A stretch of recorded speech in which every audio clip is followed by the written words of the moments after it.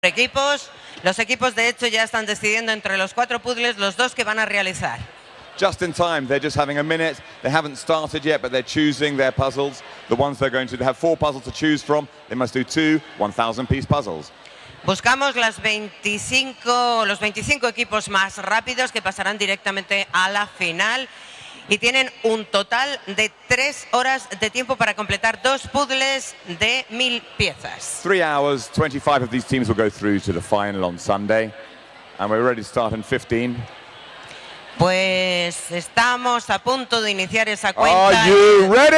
¿Estáis preparados? In 7, 6, 5, 4, 3, 2, 1. Puzzle! Adelante y suerte! Good luck, everybody! And we're off. Welcome to the World Jigsaw Puzzle Championships Teams Group A preliminary round. I'm Jim Eakins. You might know me as Nerd Puzzle. And next to me, I have a fantastic puzzler from Canada.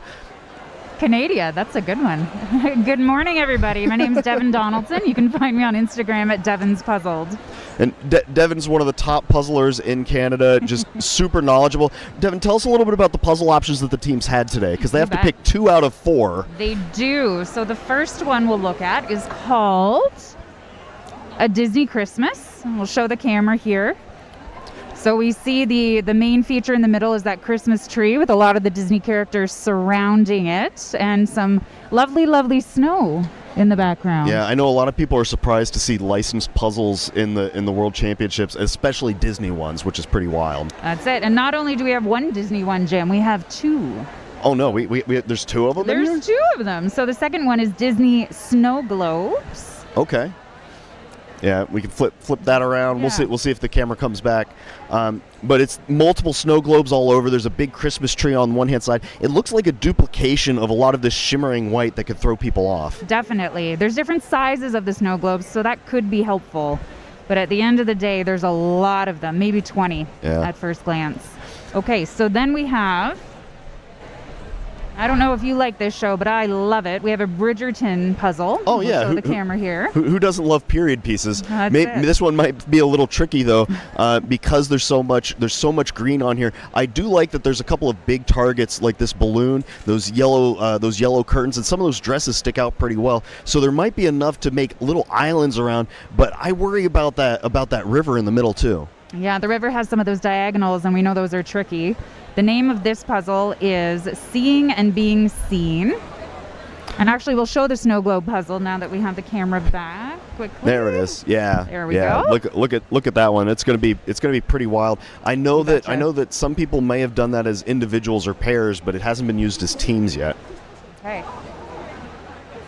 And our fourth puzzle is called Sunset over Amsterdam.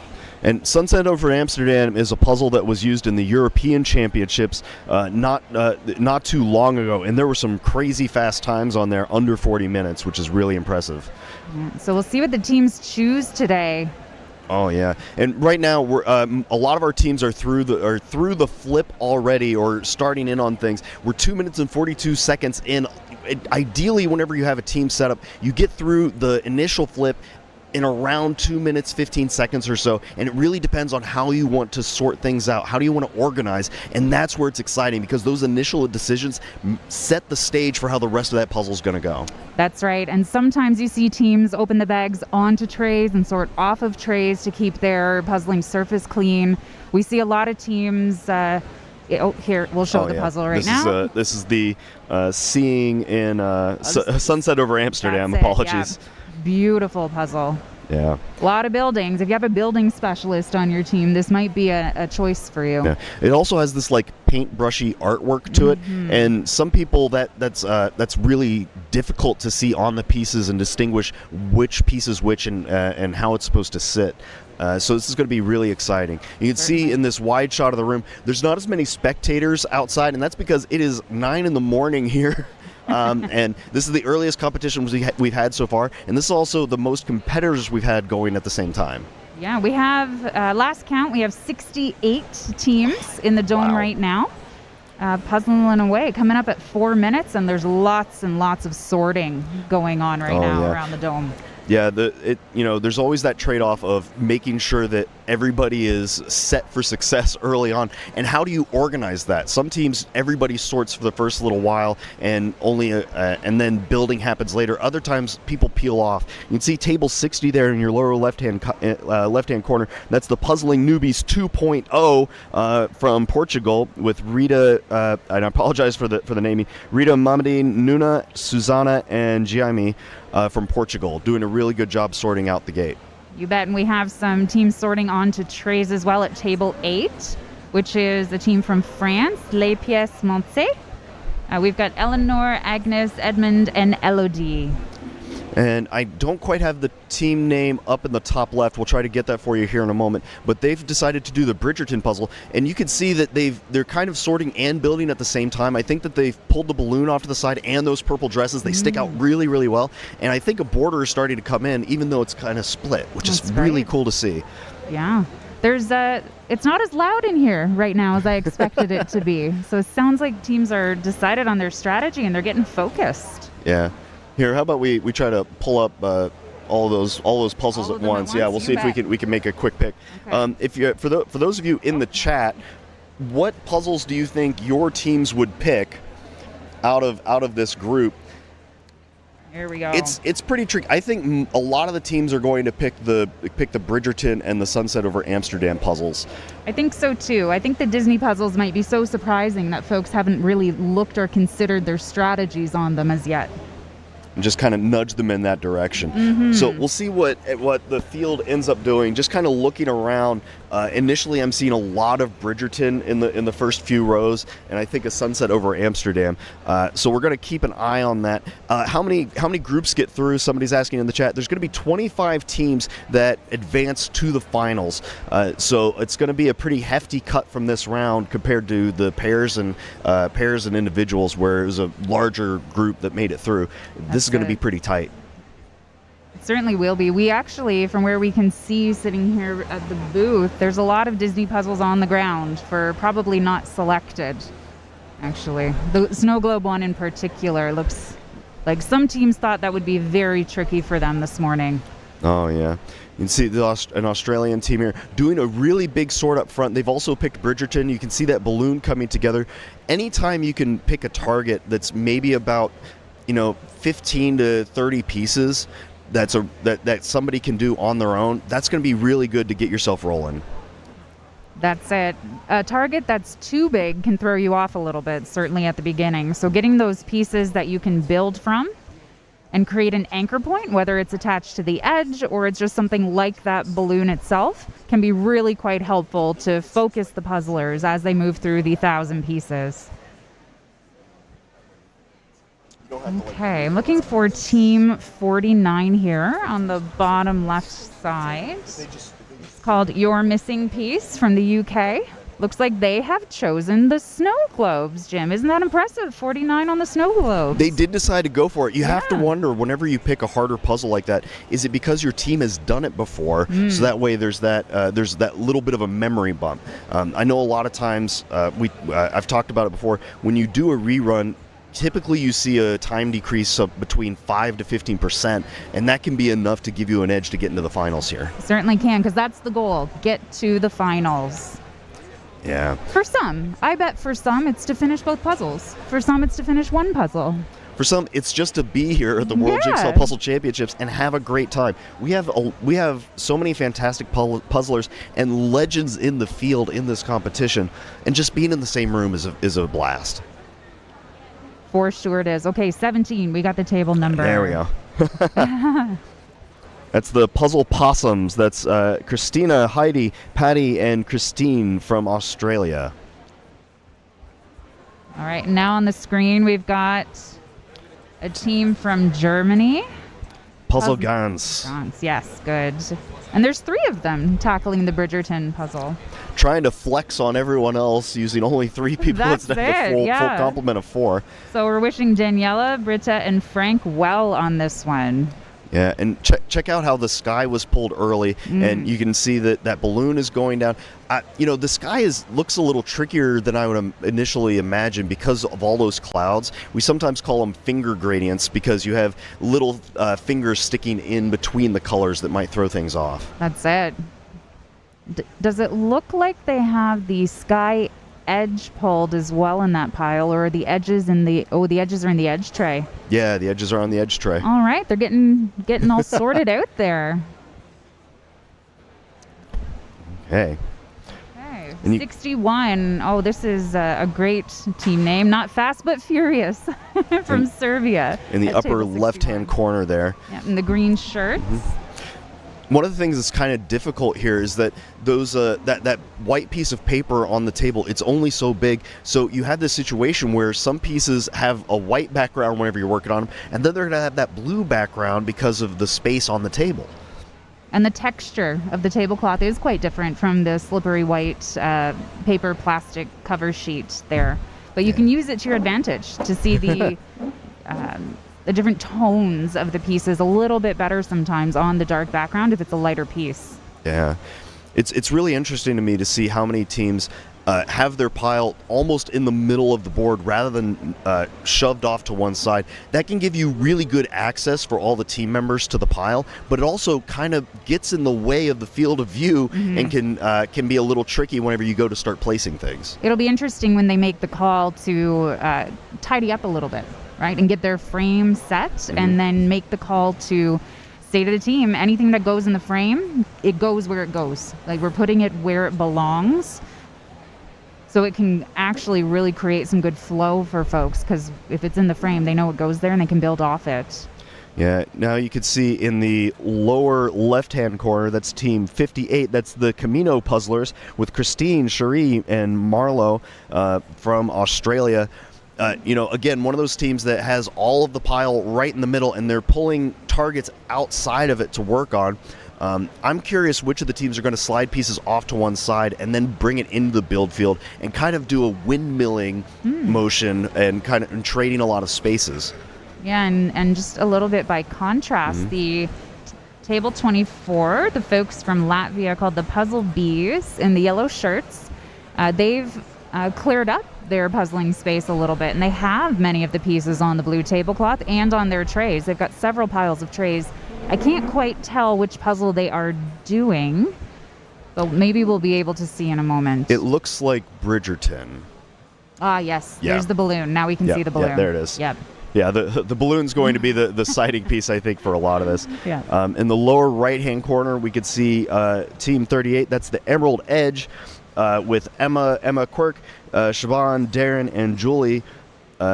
They are from Ireland, and they are doing a really good job. You can see they almost have that full border built out and the balloon. In a 1,000-piece puzzle, the full border, I think, is 126 pieces. Is that about you're right? Yep.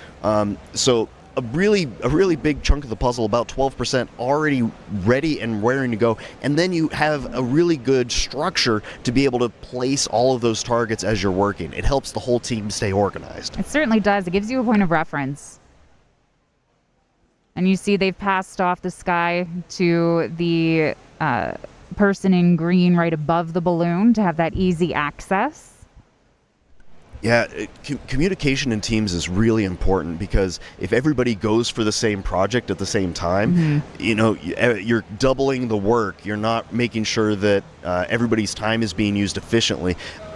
Devin, how do you suggest that teams get around that problem and really make sure that you're being as efficient as possible? I think in the beginning it's a little bit about choreography and knowing your role, and I think I would say that that's quite important at the end as well. And in the middle, it's all about that communication, that in-flight communication.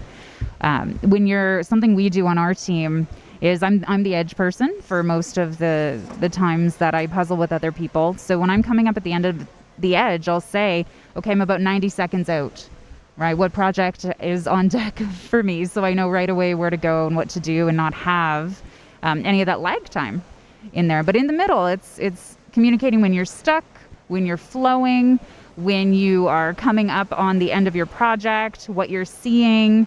Especially if someone is, let's say, doing the edge and they're looking at the box a lot, they can communicate what they're seeing clicks into the edge a lot of the time. So anchoring in on communication and getting to know your team members, I think, can make a huge difference. Yeah, I'd imagine sometimes in these high-pressure situations, it would be real easy to kind of accidentally snap at each other a little bit if something isn't going quite the way you think, and your teammates working on it in a different way and an awkward orientation from where you're looking at it. So making sure that everybody is on the same page and kind of not necessarily being polite all the time, but being understanding of the style that you're communicating in is really important. Yeah, that's it. Just leading with empathy, maybe being curious as to what other people are thinking about, and knowing that you're all in it together, right? Absolutely, Devin. We're crossing the 14-minute and 30-second line here in this World Jigsaw Puzzle Teams Preliminary Round A, and we can see there's been a lot of progress really being made here. I think we might see some times that are in the low 30s for this. We have borders coming in now, a lot of little islands made. I'm kind of surprised here that they haven't locked in the sky just yet. But what do you think about the merits of when to make those big moves? When you are seeing that you've got, for lack of a better word, the frame or the horizon, the frame of the sky done, and you think that people may be able to build off of that, in this instance for the Bridgerton puzzle in particular, I'd say lock it in. But the table 61 here, Not Fast But Furious from Serbia, they're doing something quite interesting, which I think can be the right choice a lot of the time, is to give piece access to the full team. They've separated out that top of the puzzle. So the person working on the sky has their own little work area. Now they'll have to be quite careful to get it right back on the white sheet, so that can lead to some troubles later, but we'll see. Absolutely. We're coming up on the 16-minute line, and in your upper right-hand corner, this is table 6. This is the Euro Jigsaw Jacks squad, and this is a group of super firepower here. We have Kiara, Kati, Hannah, and Victor, and they are all top puzzlers in the world that have sort of joined forces to make a megazord of puzzling, and they are chewing through this Amsterdam puzzle. They already have that full border, the skyline from top to mid, and getting those islands of red and those arches you were talking about earlier. They're absolutely flying through this puzzle right now. They are a team to watch, of course, based on their individual and pairs performance. And I also think they're just such well-known puzzlers in the social media sphere as well. People are so excited to get to have a chance to see them puzzle together. You're absolutely right. And, you were talking about the different roles people can play. I know that a lot of times people don't think that sorting is important. I've coached some teams, and I always say sorting is the hardest part on a 1,000-piece puzzle, and if somebody's not doing it, you're going to fall behind early. That's it. I completely agree. You can have speedy hands ready for your project, but if you don't have some of those core anchor pieces ready and sorted out for you, it's going to delay. You're not going to flow as fast as you can. So sorters are, the heart of a team.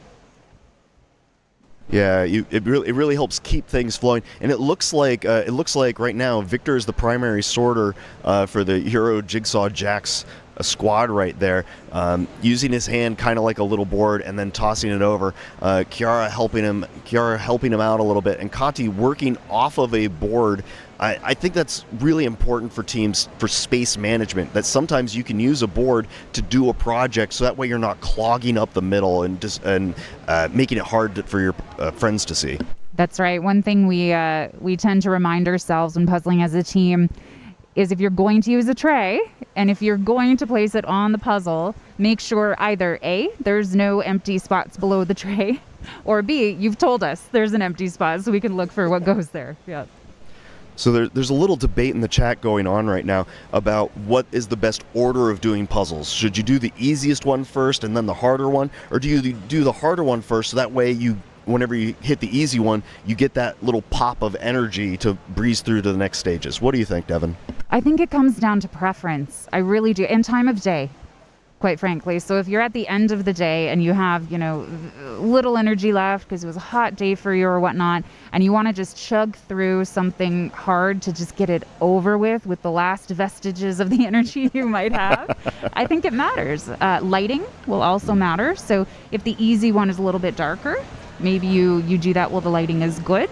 So it comes down to, as a team, talking about your priorities and who wants to get that zing of energy through the easy one, or who wants to just put their heads down and get through the hard one first. Yeah, it's also a matter of piece count, right?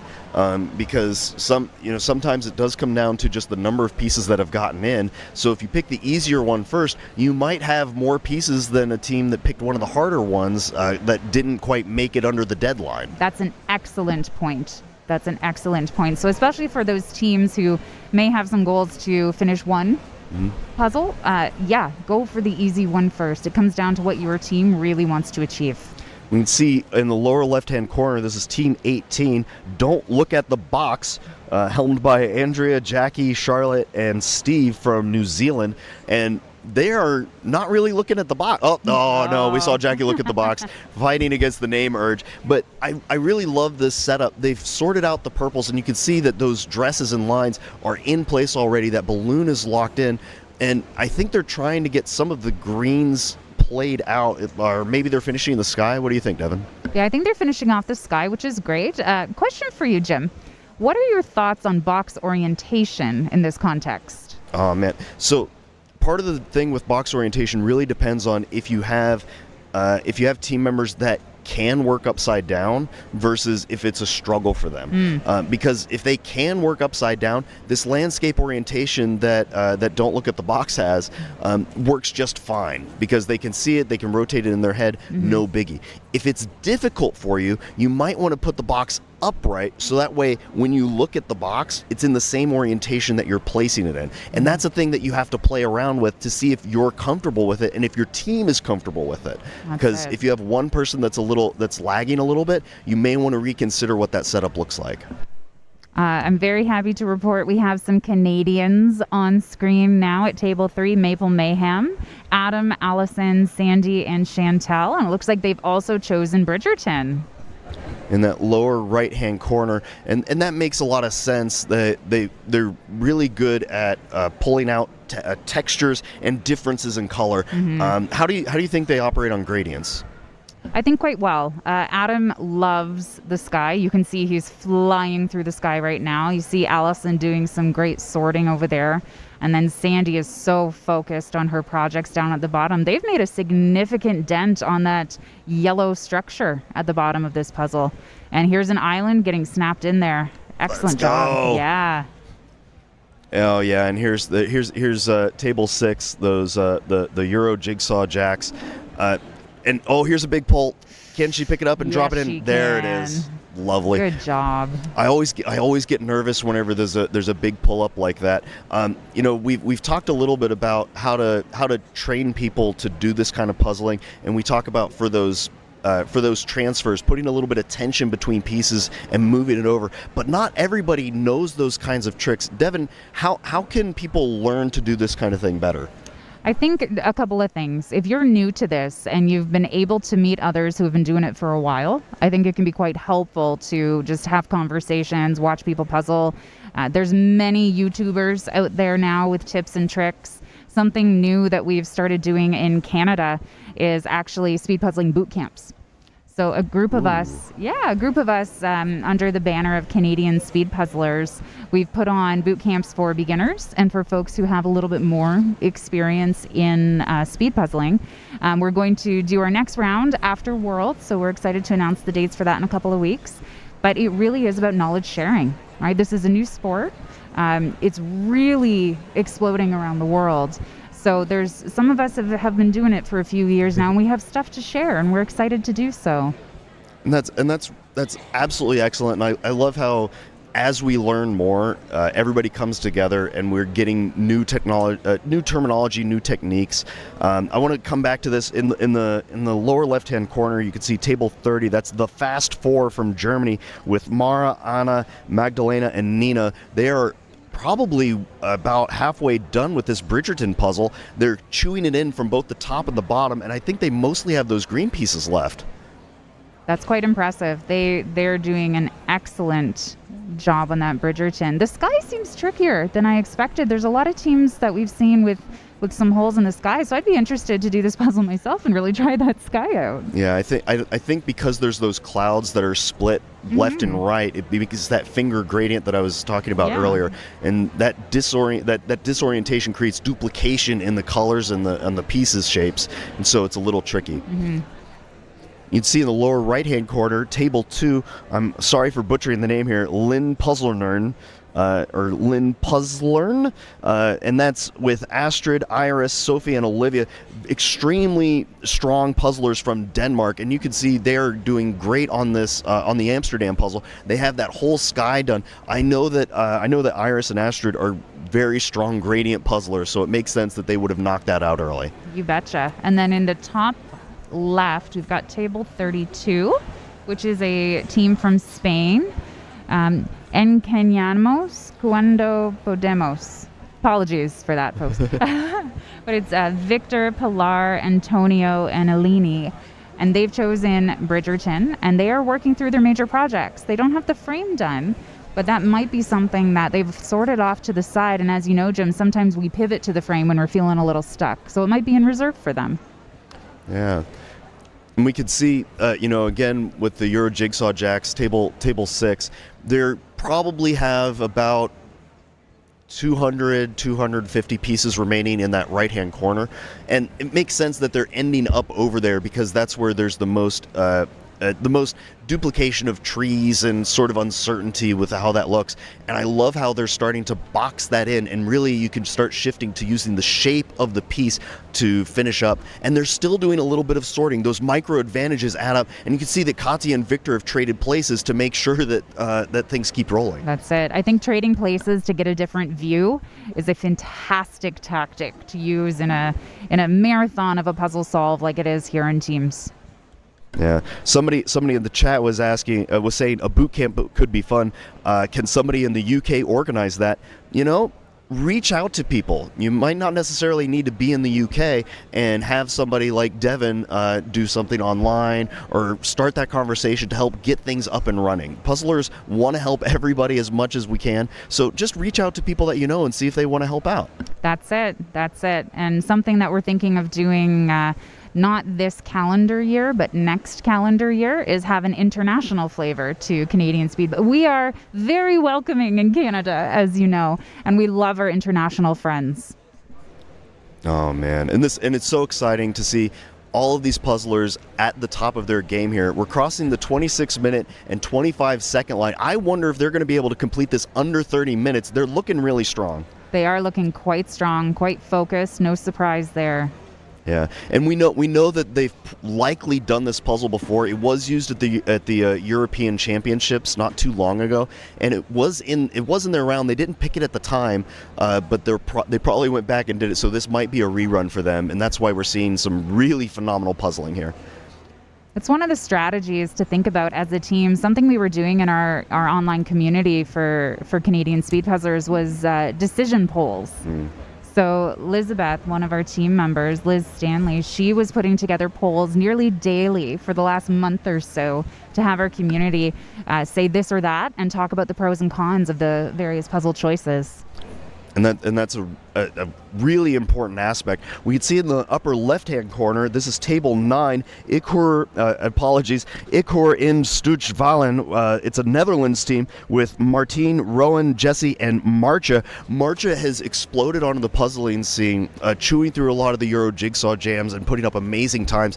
And you can see that they have completely outlined the green areas on that Bridgerton puzzle. They made all of those islands, and I think they're doing cleanup pulls right now to get rid of anything that doesn't have that green background on it, so that way they could just start moving into a little bit of a brute force if they have to.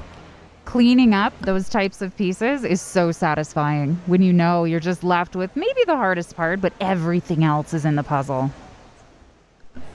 Oh, absolutely. That lower left-hand corner, we could see Team 30, the Fast Four. I think the Fast Four and the team from the Netherlands are about even. I think the Fast Four are slightly ahead right now, but I know Marcia has a really fast close, and they might be able to make up time once they get rid of any ambiguity areas.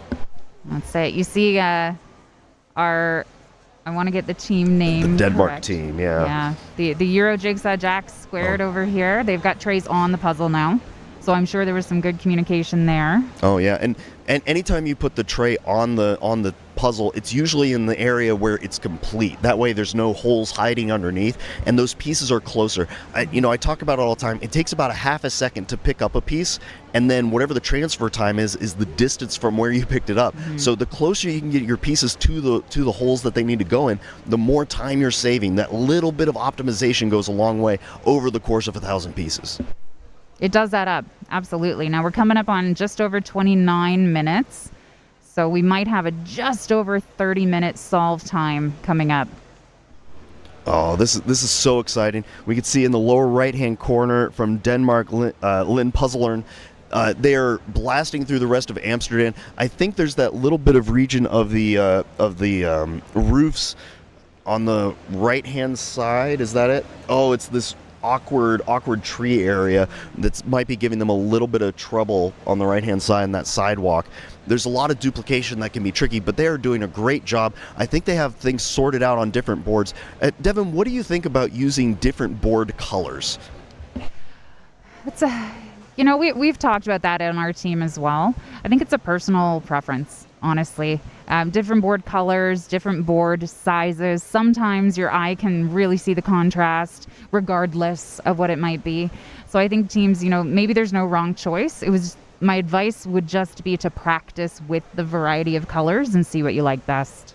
Yeah, and EJJ is coming into the final moments here. You can see their hands playing Twister. We're crossing the 30-minute and 18-second line. Are they going to be able to keep this under 30-30? It sure looks like it. Diving their hands in. Kati trying to get an eye line on what's coming next. It's so fascinating to watch it, and they're closing out. They need to call done. There's one more piece. Did the judge sign off? There it is, 30-33. Yeah, judge signs off. Trifold into the box. Interesting choice to pick it up and put it back in the box rather than sliding it off the side, but they have all sorts of time going here.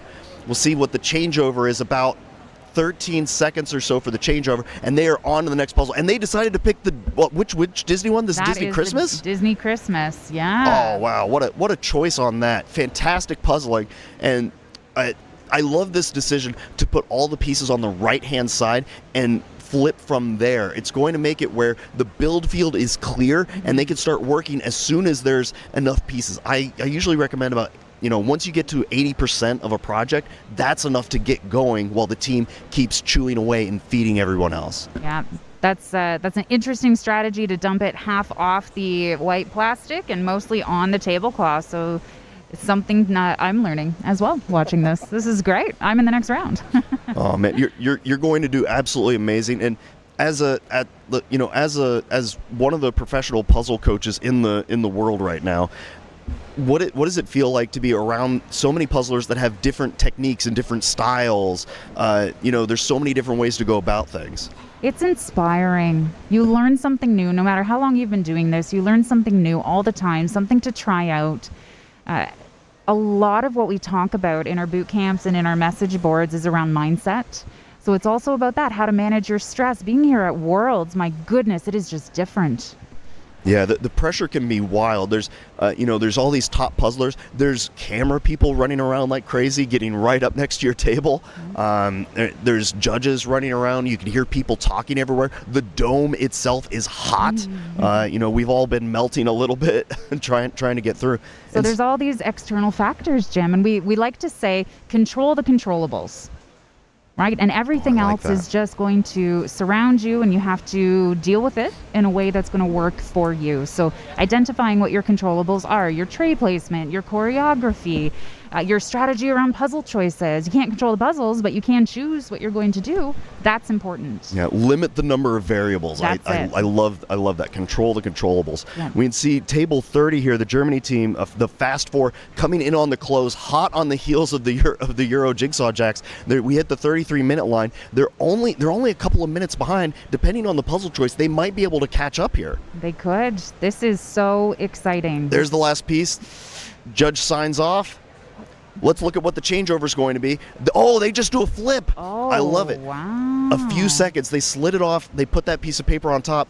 It doesn't have to go in the box. The rules are explicit about this. All it says is the puzzle has to be completed, and then you could start the next one. There's no rule in the World Jigsaw Puzzle Championships that it has to go back in the box. So that is a really slick move here, and they are off the gate to the next one, and I believe they've picked the Amsterdam puzzle. That was impressive. Learn something new all the time, talking about different tactics and techniques. We see some spectators just gobsmacked by how clever that was. Yeah, and there was a little bit of debate about if that would be allowed. Rules as written, you go with what you can, and then you keep going. I will say though, table 9 here, that's going to be the Netherlands puzzle. The Netherlands team, they're getting ready to finish at about 34 and 7 seconds. If they can get this last one in, they get a sign off. Are they going to go in the box? It sure looks like it. Oh, they're taking it as a penalty for a missing piece. They fold, they slide it off, and it's in. Oh, that was a few second rollover. Love it. Well done. Well done. Yeah, I wonder for that team that did the flip if it's going to make a little bit of a bump underneath of the paper that might come back to haunt them. But they're so strong that it may not be an issue. It may actually give them an outline to use for the next one. That's fair enough. Put your frame right on top.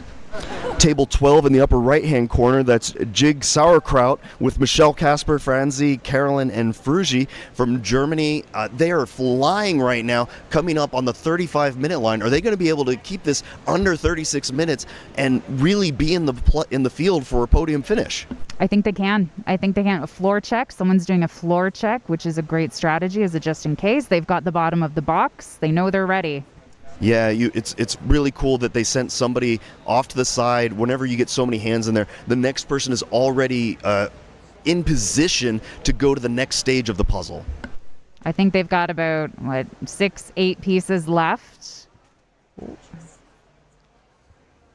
They get that last one in. 35-25, judge signs off. We're going to see a trifold and slide. Oh, a quad fold.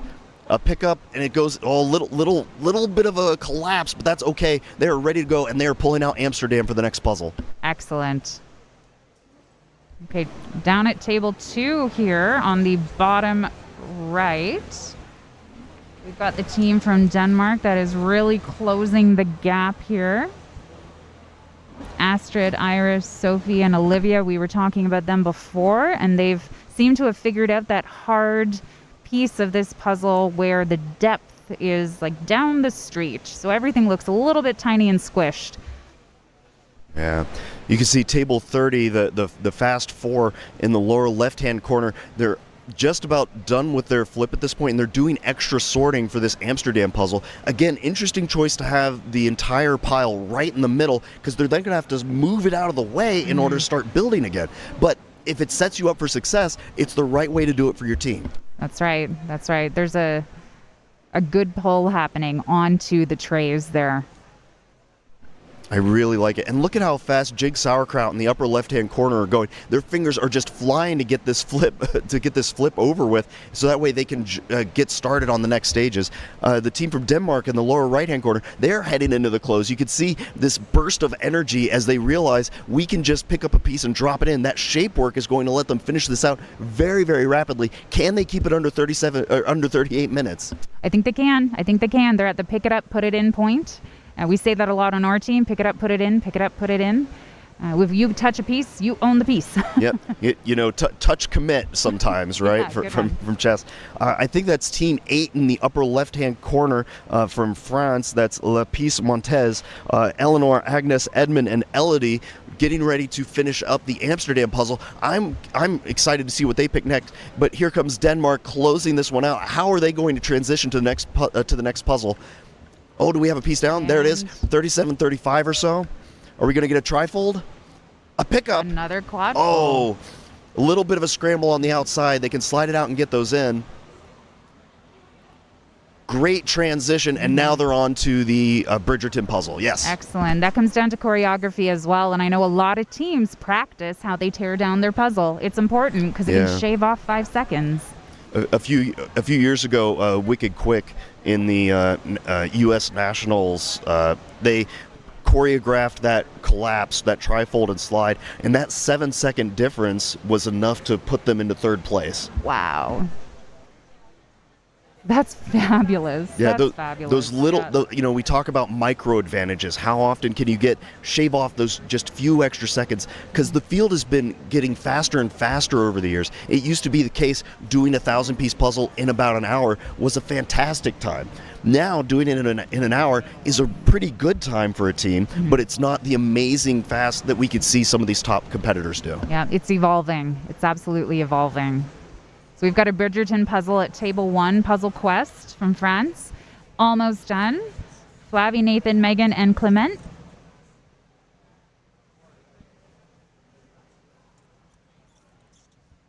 Oh, it's neck and neck here between the two French teams. Oh, we had the finish. Well done on and the just Amsterdam. A few seconds behind for the other team. La Piece Montez ahead just slightly from Puzzle Quest. That might be some bragging rights to use for later. I wonder if they're going to flip which puzzle they do where. This might be a fun experiment for which puzzle to do first. And Puzzle Quest has decided to do the Disney Christmas puzzle. And they decided to put the sheet on top of their already completed puzzle. Oh, wow. And Les Piece Montez on the right-hand corner, they dumped the pieces onto 4 different sorting trays and are now going to start flipping from there. It looks like they're putting the pieces into the middle as they're flipping. What do you think about that, Devin? I'm curious. I'm curious to see how it plays out. It's not something I've tried to do before. They would, being a fast team, they would absolutely have strategy behind it. So I'm really looking forward to seeing how that plays out for them. Yeah, we always talk about trying to limit the number of extra touches that you do on a piece. Because if you have 200 pieces and everybody touches it once, that's 4 times 200. That's going to be 800 half seconds. That just adds up really fast. But if it's placing those pieces where it makes life easier for your team to zipper through, then it's the right move. Mm-hmm. A lot of the piece management comes down to location. Right, where you're putting it, where you're pulling it from, doing a detailed sort if you need to, sorting out and then doing a micro sort sometimes can help. It's additional touches, but if it's going to set up your assembler for success, then, make the call. Yeah, and that's where the role of the sorter or the feeder is so important, because if you have a really, really fast assembler, but they have to untangle what's already there, they're not really being used to their full advantage. That's true. So we've got table 3 down with the blue shirts. That's one of the Canadian teams, Maple Mayhem. They're rounding the corner with Adam on the water on the Bridgerton, and the rest of the team plugging in all of the holes around the project, or around the puzzle here. Good job, guys. Thank you. At table 10 on your right-hand side, we have NEED for speed, or need for speed, and that's the first letters of their names. That is Nicholas, Edith, Elizabeth, and Daria from the U.S. Just finished the Bridgerton puzzle in 41 and 33. Are they going to do a trifold and slide? They sure are. Right off, only a few seconds, and they are transitioning onto the Amsterdam puzzle right away. That was a beautiful transition. Textbook, I think. Gotta love that kind of smooth. And that's the kind of choreography that shaves off seconds. So whenever things are really close, you're controlling those controllables like you were saying earlier, Devin. Mm-hmm. And we know it's tight to get into the finals in these teams rounds because it's the top 25 of the group. And I think we might have 68, 69 teams competing right now. So it's my math, easy math. It's fewer than half of our folks who are puzzling away right now. But we've seen some teams that are absolutely contenders. So I have a little update on the from the floor. We had somebody snoop around and tell us how many puzzles were picked. The Amsterdam puzzle was picked by 40 teams. Bridgerton was picked by 59. The Disney Christmas Tree, only 23. Disney Snow Globes, 11. And only 3 teams picked both Disney puzzles. Wow, this will be interesting. We just saw the Puzzle Guzzlers from the UK finish the Bridgerton puzzle. Trifold and slide? Yep, there it is. Yes. Little bit of a pickup at the end, but it's going to go right in. And now they got to transition to the next one and get rolling. I think they picked Amsterdam. They did. Okay, we've got 2 teams on the screen right now. Really neck and neck. The Canadian team might be a little bit further ahead on their completion of the Bridgerton one. And I can't see the table number for the team on the bottom left, but they're doing so well. Yeah, I'm gonna try to double check what that is. I think that's Latvia. Oh, we just got a wave to the camera. That's great. Yeah, I think that's the Puzzle Bees at table 24. Oh no, sorry. Yeah, I think that's the Puzzle Bees. Iva, Yulia, Zana, and Hana. We'll double check that for sure. Apologies if it's not. Table 3, the Canadians coming in strong. They're at that point where they can just pick it up and move it. Touch, commit. What was the term you used, Devin? Pick it up, put it in. Pick it up, put it in. Let's go. Get it right in. Let's keep it under 44. Can they do it? We got 5 seconds remaining, but they have many hands here. Fast hands, folks. You've got this. Just over. Let's see what the transition is done. going to be. The judge confirms the completion. We're going to get a trifold, it looks like. A trifold, a slide. A few pieces break off, but they are moving quick. They can just sweep it right in, and the next puzzle comes out, and it is a Bridgerton. Or an Amsterdam, sorry. Very popular choices.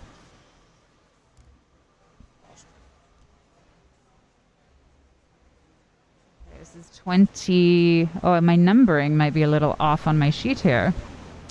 Yeah, I think this is the Austrian team on 25. Oh, right. 999 pieces left.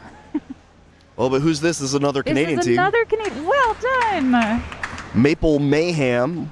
Maple Mayhem was the blue shirts. This is All in the Family, which is a pair of sisters and a mother and daughter. That's and a really, really good time. You know, any time you're able to get a 1,000-piece puzzle done under 50 minutes, you're really flying. So they're off to a really good start here. Well done. I wonder what they will choose next. Look! Little bit of dancing around as they move in, and the New Zealand team finishes up. Jackie's going to do a fold here, I think.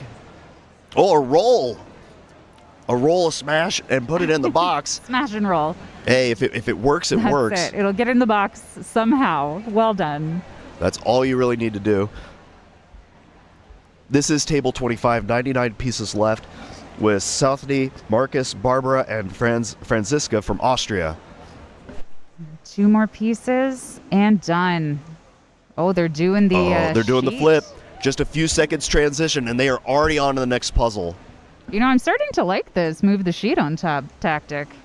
Yeah, you know, some people, I wonder if it's going to be considered a loophole in the rules, but I don't know if it's a loophole so much as really good strategy in order to move on to the next puzzle. That's it. Oh, we're getting our first look at the Disney Christmas puzzle for our table number 6, Euro Jigsaw Jack Squared. Yeah, they have that full border, a lot of that Christmas tree in, and some islands built out on the left and right-hand sides. That's going to be really good because then they can use that to sandwich the area between the tree and those islands in, and really use the shape work to finish up. That's right. Minimize the variables. The more chunks of the puzzle, the islands you can get and place where they go. That castle in the background that's quite pink was actually a fantastic anchor to put in there. Oh, which team do we have here? Table 4. Looks like Swedish piece by piece. Yeah. Yeah. And they're getting ready to finish up the Bridgerton puzzle here. This is Fia, Pontus, Amanda, and Annika from Sweden, moving really quickly. I like how every so often there's a check on the image itself, because whenever you look at the box, you want to try to learn not just where one piece goes, but where the rest of the pieces around that area are supposed to go. And those little advantages help solidify in your brain what pieces might look like. So whenever you go to search for them, you already have it. Exactly. So if there's a specific blue color that shows up in a bunch of areas of the project and you're looking for one of those particular areas, you will naturally notice where all those chunks end up. Oh, wow. We have several teams getting really close. I think that's in the lower left-hand corner. That's 15 Holmgrens from Sweden. Lydia, Tova, Michaela, and Linda. Can they keep this under 48? We're gonna see. Doing a little bit of twister. I think there's 7 pieces remaining. Can they get them in the next 4 seconds? Not quite, but this is so fast. You see the adrenaline hitting, and they all get a little jumpy. Is somebody going to start working on the transition to the next puzzle here?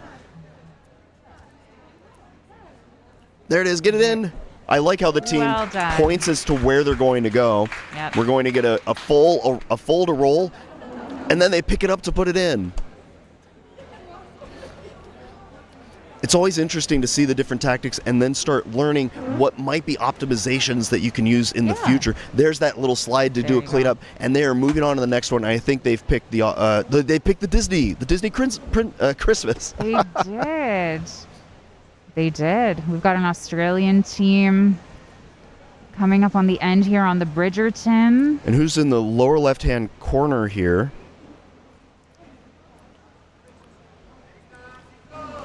Hopefully we'll be able to get a name before too long. They're going to do it. Whoa! Look at this. They did a full fold and just slid it in. What a cool way to transition from puzzle to puzzle. We are seeing all the new things today, folks. The Australians do a tri-fold and slide. They are in, and look at that slam. That was so aggressive to get that box open and rolling. That was the team from Australia, the Puzzle Possums.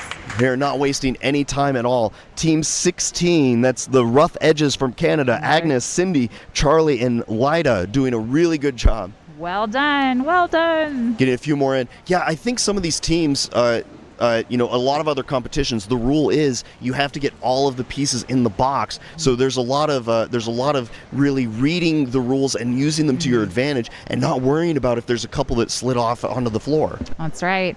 I know we want to keep the puzzles intact to have them as a souvenir, but you can get them later.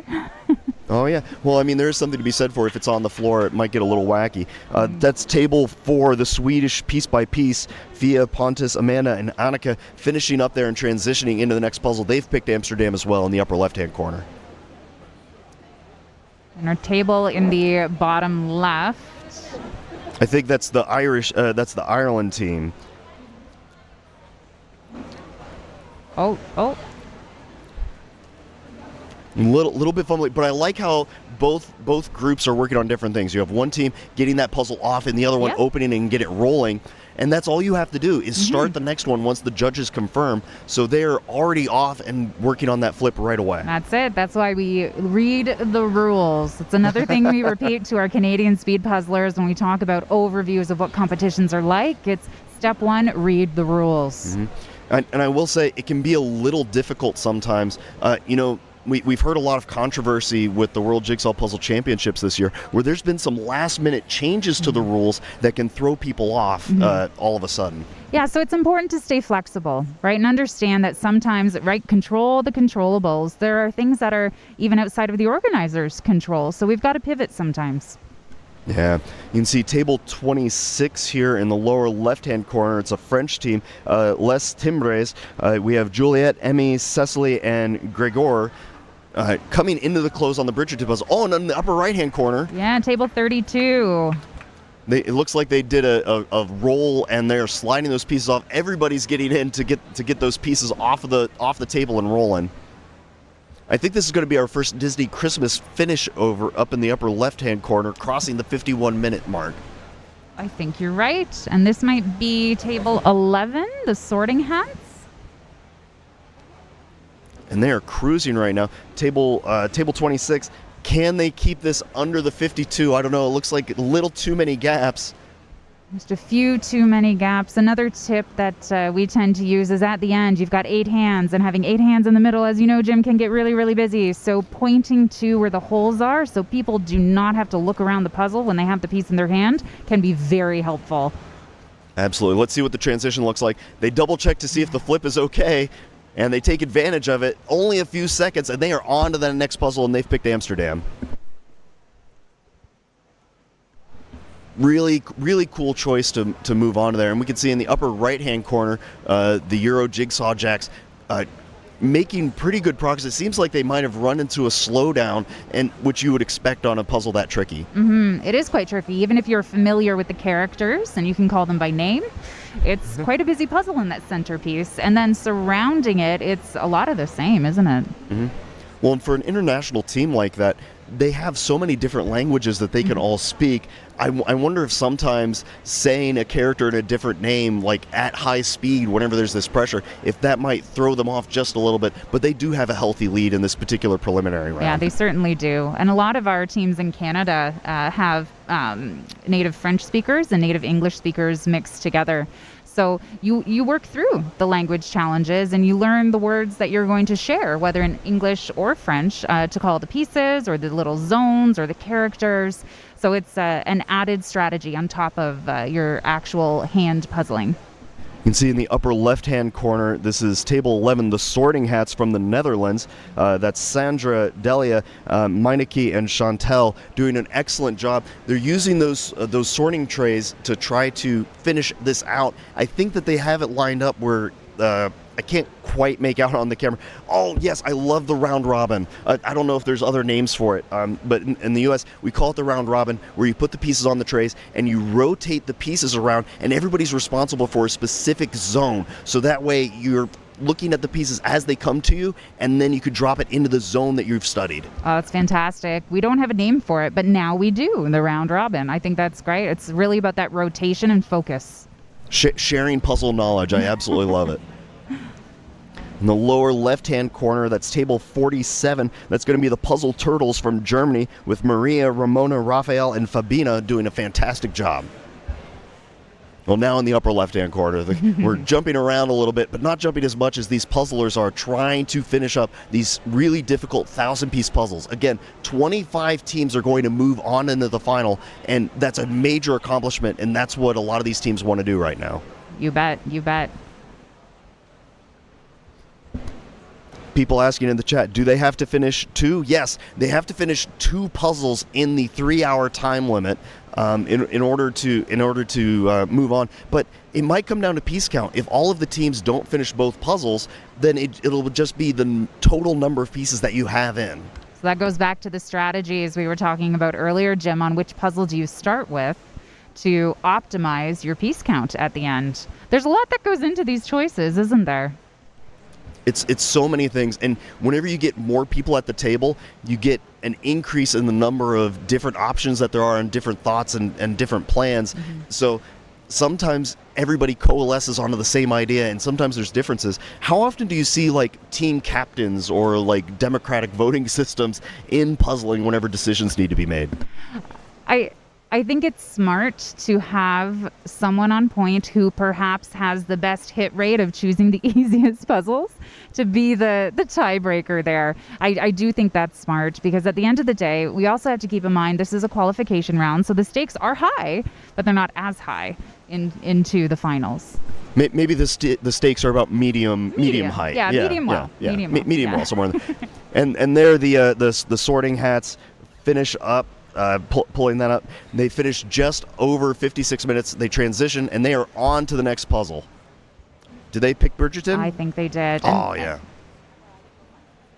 Yes, they did. They did. The lower left-hand corner, we have a team from Spain. Oh, we'll come back to them here in a second. This is the Euro Jigsaw Jacks trying to close this out. Again, they finished that first puzzle in about 33 minutes or so.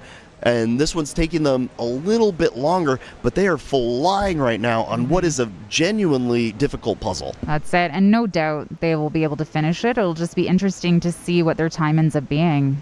Yeah.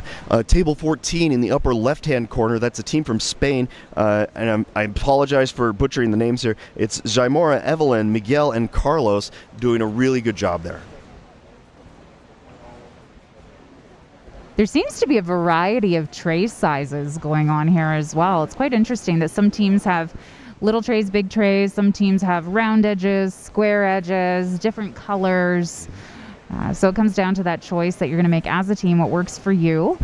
Also acknowledging that you do get a full table for these rounds, right? That can make a difference on the size of the tray you select.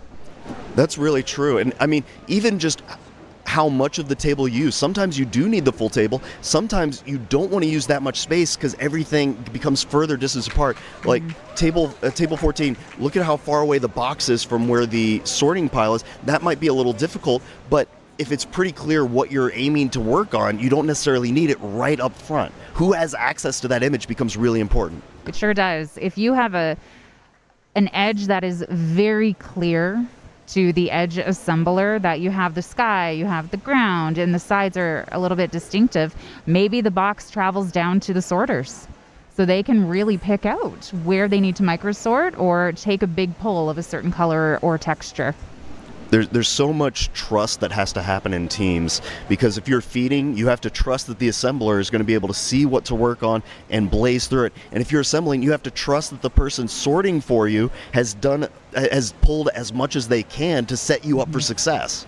Because there are times in my experience where I will get a little stuck with a project I've been given and go to, maybe I'm missing 10 or 12 pieces, and nope, I just needed to look again. I had everything I needed. So it's to take a beat and reorient yourself to your pile of pieces when you're assembling. Looks like Victor's running around the table there at table 6, the Euro Jigsaw Jacks. Again, those switches in position could sometimes give you a different outlook on what you're working on. I've seen it so many times where puzzlers get hyper fixated on an area and they can't find that one piece or get that right connection, and you end up burning a lot of time spinning your tires in one area. So sometimes the best solution is just move to a different location for a little bit, hit the reset button, and that'll give you a little bit of a boost to keep going. Completely agree. The other tactic from a reorientation perspective, I think, is also using piece jail, right? If you are constantly picking up a couple of pieces and you know you are not finding where they live, put them in jail, hand them to somebody else, get them away from you till later. You'll come back to them eventually. Yeah. And this is, I believe this is trying to pull it up here, folks. I apologize. It's Marcha, Team 9, doing a really great job on that Disney puzzle. They've taken a slightly different tactic. They have the full border, and instead of getting that tree locked in, they're putting all of those yellow pieces together. Oh, yeah. Giving them a frame in the frame, and then fill it in with the green. Yeah, they might be avoiding the tree. I know that foliage is one of those 4 F's of puzzling that people tend to shy away from a little bit, but outlining that tree is going to let them work inwards from those sides and give them a little bit of advantage. But I think the Euro Jigsaw Jacks in the upper right-hand corner are going to come into first here, unless they decide to really slow down and go one piece at a time. Mm-hmm. On that tree, you also have the orientation from it looks like garland, perhaps, where you'll know it's either this way or that way, but you don't have the 4 options of how the pieces will orientate. You only have the 2. that should speed them up when they're filling in that tree. Yeah. Devin, we have some folks in the chat wondering about all this kind of terminology. If they wanted to learn more about puzzling and that kind of stuff, I know you mentioned it earlier. What's the name of the program that you've been working on to try to develop that? So we think we are very clever over in Canadian Speed Puzzler land, and our boot camp is called Build Your Edge. Yes. So our website, thank you. Yeah, we had a good time with that. Our website is canadianspeedpuzzlers.ca, and there is a contact form if you'd like to be on our mailing list for our future offerings later in October, November. We'd love to have folks join from all over. Our focus to basically start up CSP was all about growing the Canadian talent across the country, but we love the sport so much that we really want to see it grow even more internationally. Yeah, and it's always so exciting. The way that a sport grows is by having people think about and be really intentional about the way that they want to learn and the way that they want to grow. And I just think it's really, really cool that you're doing that, and I hope people sign up for it. That's really great. We had such a fun time with the first few cohorts, and I'll have to get a shout out to my dad, Bill. He actually joined the beginner cohort.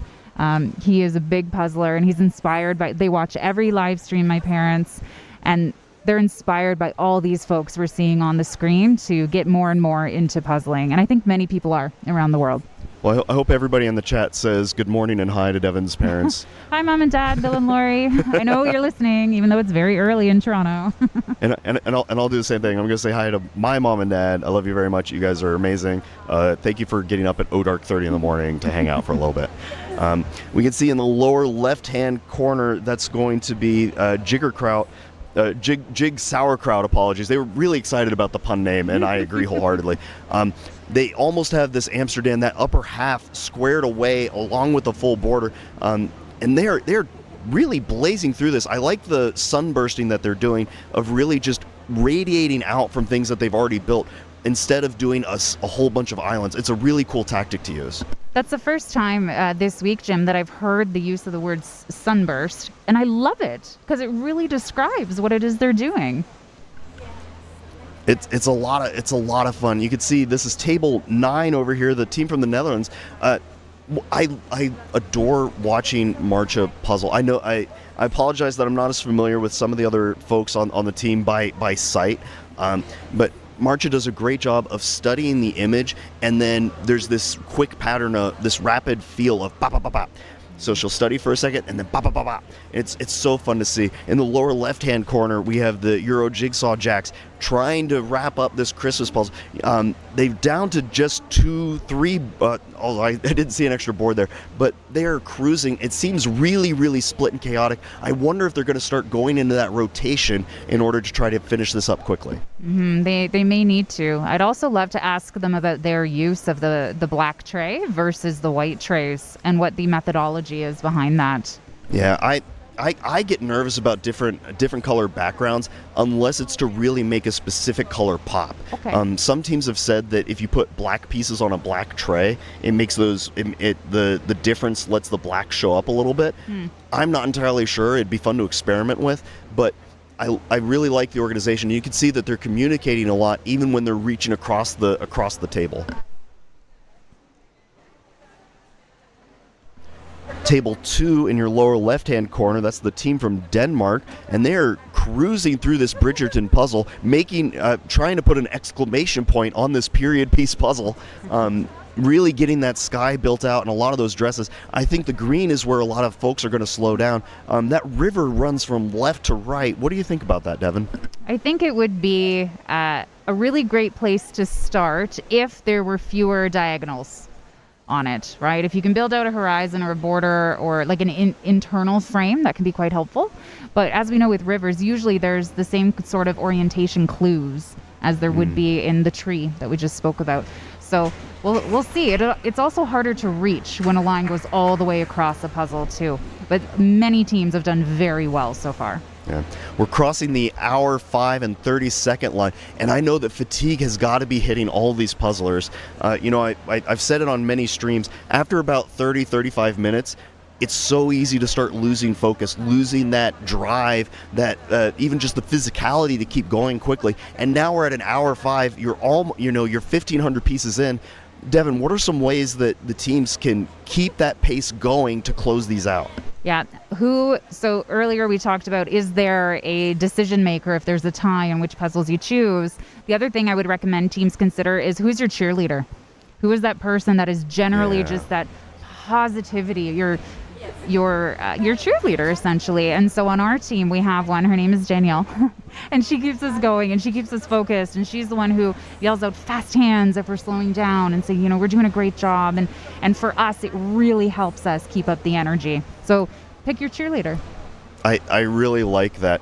And, that positive mindset is absolutely huge. It's so easy whenever you hit that slog to let the slog take over. Like, even though there's a hard section and it takes a little while to get through, you then want to get out of that and move on to the fast things with a fast pace. Don't let it take over. Exactly. So speaking of fast paced, are they going to keep this under an hour 7? Euro Jigsaw Jacks in the upper right-hand corner. There's only a few pieces remaining. Can they do it? And they do, under an hour 7. Congratulations, with a big dance.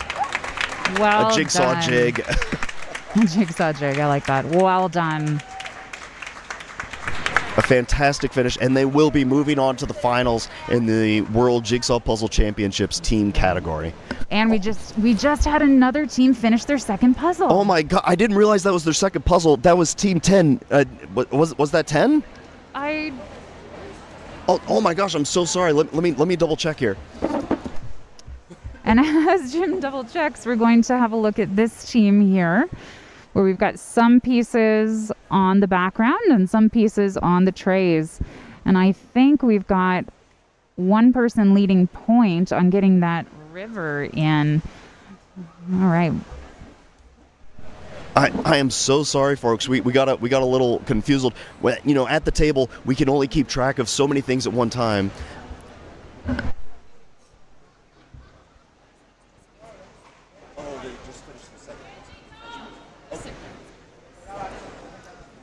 All right.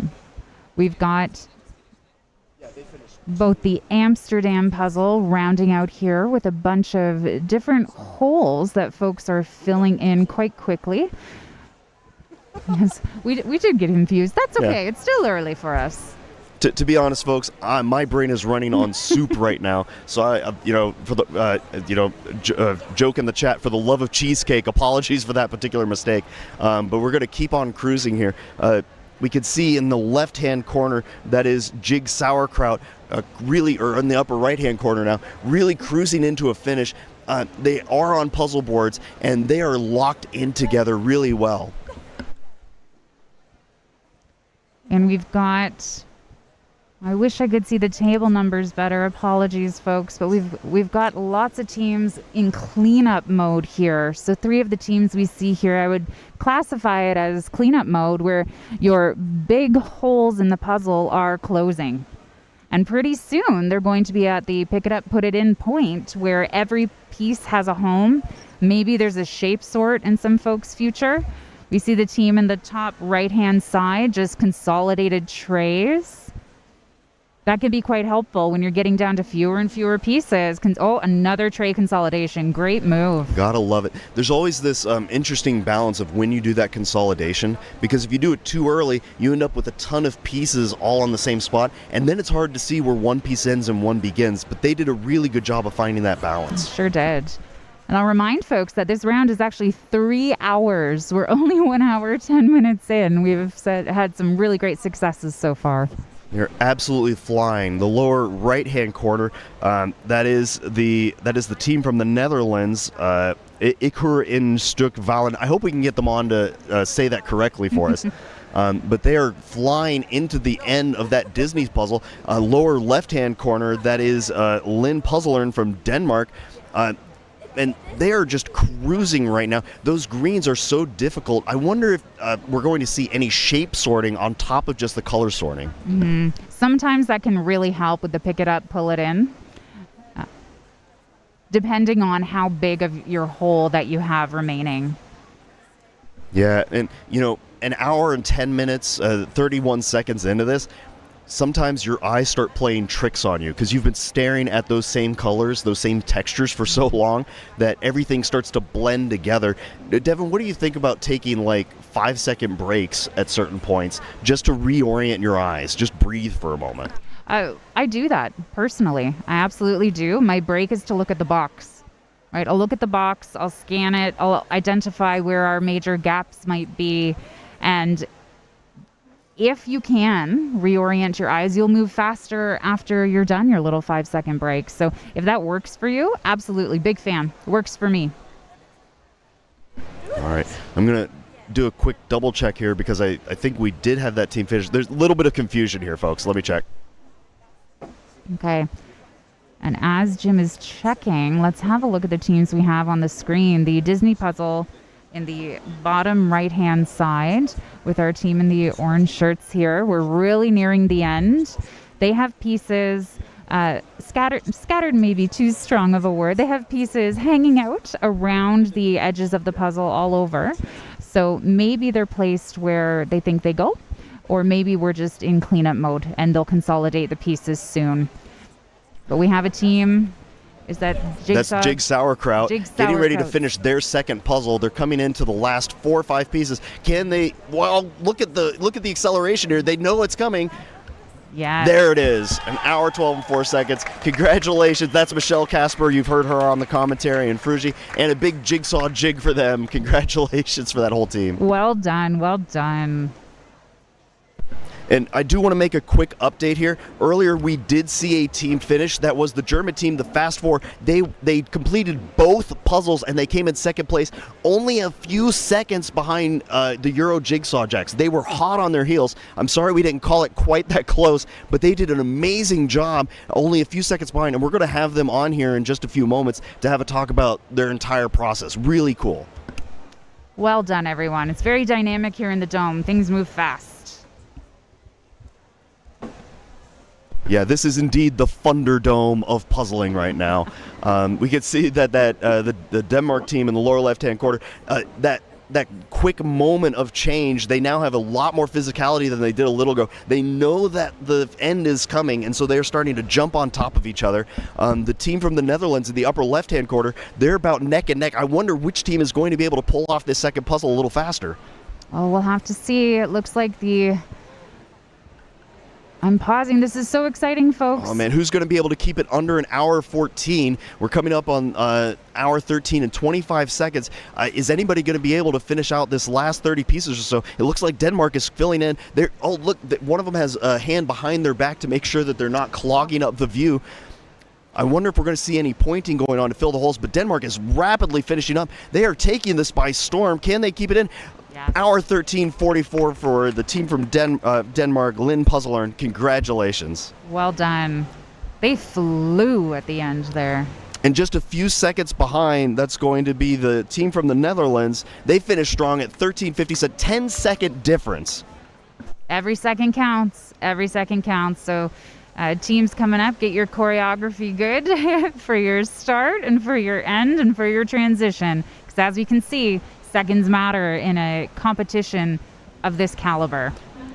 Absolutely. You know, and sometimes whenever there's those really tiny differences in time, it can even come down to what the flip is. The random number generator, the randomness of the flip, if you have more pieces face down out the gate, that's a little more time you have to spend unflipping everything, and that can add a few seconds. So when things are that close, sometimes it just comes down to a little bit of bad luck even. That's it. And even how you dump the pieces onto the table. Do you do it in one big pile, or do you spread it out in a bit of a line? It could vary. It all adds up. And we're going to readjust here for a second, folks, as we bring on the Fast Four to have a quick discussion with them.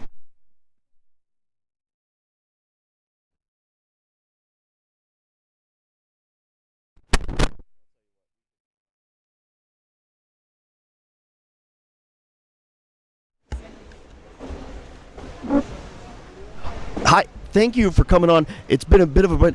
Tell us your names, please. Okay, my name is Mara. Anna. Magdalena. Nina. It's nice meeting you, and congratulations on a fantastic finish. Quite honestly, you guys were closing in so fast. We got confused about which puzzle you were on, if it was your first or your second. We didn't realize you were that good. It was absolutely amazing. How does it feel to put up such a fantastic time in this preliminary round for teams? Well, it's insane. We expected good times, but we didn't expect that. What for a team like yourselves that are clearly in the like upper caliber of puzzling, what is a good time for you? Like, what kind of things were you expecting or thinking about? Well, I texted my family around 35 to 40 minutes per puzzle to expect us to see us on the live stream. Well, we were a bit faster. It was probably the best times we ever puzzled in a team before for a 1,000 piece puzzle. That's fantastic. That's fantastic. So remind folks on the stream which puzzles you chose today. We started with the Bridgerton and then we finished with Amsterdam. Okay, so no Disney puzzles for you. Interesting. Can you explain your strategy behind your choices? We did the Amsterdam puzzle in a practice round before, so we knew it was probably not it was probably easy, but maybe not. Bridgerton was definitely easier in the end, I would say. But we knew the puzzle, so it was a clear choice for us to choose the Amsterdam and not the busy Disney puzzles. Yeah, they were quite busy, weren't they? Mm-hmm. Yeah. So have the four of you been puzzling together for a while? We met in October. And then we competed the first time at the German Championship, and we won the German Championship as a team. And then we practiced once before the Worlds after the German Championship. We met once. So there must be some really good chemistry across this team then to have this much success. Congratulations. Thank you. Yeah. When you were breaking down the first puzzle and putting it in the box, is that ever nerve-wracking for you? It is always, and we didn't do that this time. We put the bottom on top. Oh, that's right. Thank you for reminding me about that. Yes, we saw several teams do that, and it was brilliant, I think. Yeah. I think last year it was not allowed from the rules, but this year it is. So it saves a little bit of time and also nerves. Yeah, I'm real curious. How much did you guys study the rules ahead of time to know what would be effective for you? Not really ahead of time, because there were some changes, and it's best to do it at the day. But we always listen to what the others say if there are some changes or something important to know. That's really cool. The flexibility to adapt on the fly is important, and I know that happens in puzzling. Some people were asking, did the puzzle underneath the paper, did that create a bump at all that you had to worry about? Not at all. The tablecloth is a little bit bouncy, I think, and it just, You don't feel it at all? No, not at all. That's really cool. Do you guys have specific roles on the team that you try to take? And if you don't mind telling us a little bit about what that looks like. We have a clear strategy when tackling a puzzle. I'm the edge person. Anna's the edge person. Nina is always the first one puzzling because she's the fastest of the team. And Magdalena and I are usually sorting quite for a long time. And then Magdalena at some stage starts puzzling, and I'm the one who starts last. It can be so helpful to have those roles clearly defined when you're under this type of pressure and heat. Yeah. Right? And communication is key. So usually Nina tells us what she wants to do or what she feels comfortable in doing very fast. So we try to sort this first for her to feed her all the pieces, and she can create quite a good base for us to then start puzzling. That's it. So talk to us a little bit, if you don't mind, about your tray strategy. We saw lots of teams using lots of different types of trays. What are your preferences around that?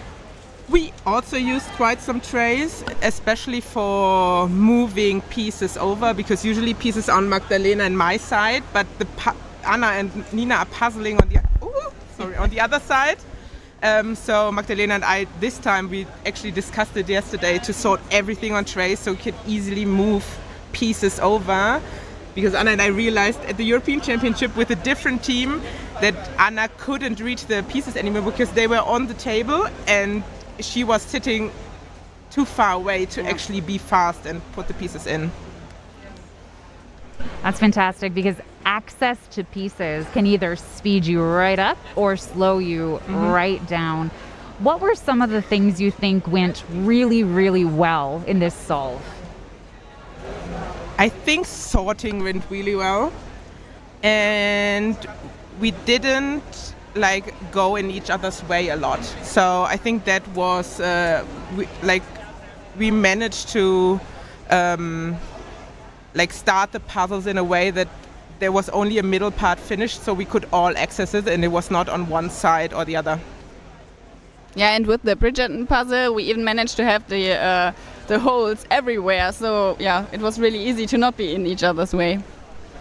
Is it ever nerve-wracking when, I guess I should ask, would you rather have a close where the holes are kind of all over the place, kind of Swiss cheese, or would you rather have one zone that everybody needs to hop in and work on? Well, and all of you can answer that because it might be different. I know teams are kind of scattered. Yeah, I think with the Swiss cheese, it's like the best version. So the pieces will look different, so nobody gets confused, and yeah, you have the room. Probably Swiss cheese is the best outcome in the end, because if you have one hole, everyone might be concentrating on the same piece or looking for the same piece, whereas when you have them spread out, you won't. Was there any need to shape sort for you today? No.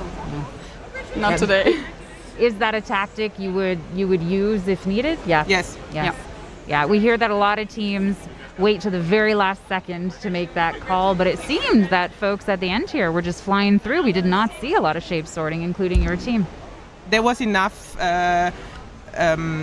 structure on the puzzles itself to not.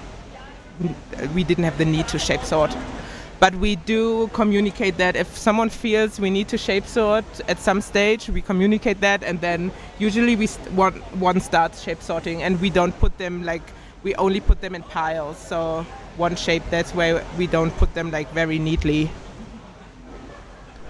So you mean to say that in a team environment, organization can help quite a bit? Yes. What sort of puzzle might induce chaos on your team that could be problematic, or does the puzzle not matter at all and the system is going to be the same regardless? Yeah, I think the system will be the same. But if there is, for the European Championship, there was a white one with the bird, and I think that would be chaotic for us too, because then we would have so many pieces, and yeah, it's all the same. Yeah, that's where shape sorting might come in handy in those moments. Yeah, did you have to physically get up and move around at all in your solve, or you had your spot and it worked? We never do that. We have never done that before in this team. Done that with other teams before, but we are pretty static. I usually stand up a lot, especially when sorting, but Nina never stands up. She's sitting down the whole time. So we even are static in this way. Yeah, the choreography matters, right? When you open the bag of pieces, do you pile them up when you dump them out? Do you put them in a line? How do you orient your first moment with the puzzle pieces on the table? So when I open the bag, then I'm always a little bit careful because I'm scared that I will scatter the pieces around the room. And then I will just make a small hole and start putting them out, and then they will be over the table. Well, when I open the bag, I usually just put it in the middle and everyone just pulls over some pieces to flip them. But we do take out the edge always. Always, yeah. Always. Yeah. Do you always do the edge first? Or is there a decision made based on what it looks like and how complicated it might be? In teams, usually we do the edge first, and Anna is our edge person. Yeah. And I think it always works out because then one person has something to do, which is not what the others do. That's it. It's a neat and tidy project for someone. And we have time to sort something for Anna. So that's also very important. Yeah, I really like the way that you're describing it because it sounds an awful lot like you're setting each other up for success as much as possible. Does that sound about right? Yes. With big thumbs up over there for sure. Well, we don't want to keep you too terribly long because I know that you want to go like celebrate and enjoy the rest of the day, and you know it's just really fantastic. Do you have any words of wisdom, shout outs, anything you want to tell the puzzle world or people at home, anything like that? Well, for the puzzle world, just have fun when puzzling. That's what we have. Find the team you work well with and you have chemistry with. I think that's what it's all about. Yeah, and maybe for those who are watching at home and have never been at a competition, just try it because it's really nice, and there are starting to be some beginner competitions, so everybody can have a smaller puzzle, and then you can all enjoy the fun that we have. That's A-okay. Well, congratulations. You're absolutely fantastic, and it's just an amazing time, and we'll see you in the finals. Yes, we're looking forward to it. Thank you. Thank you so much. Bye.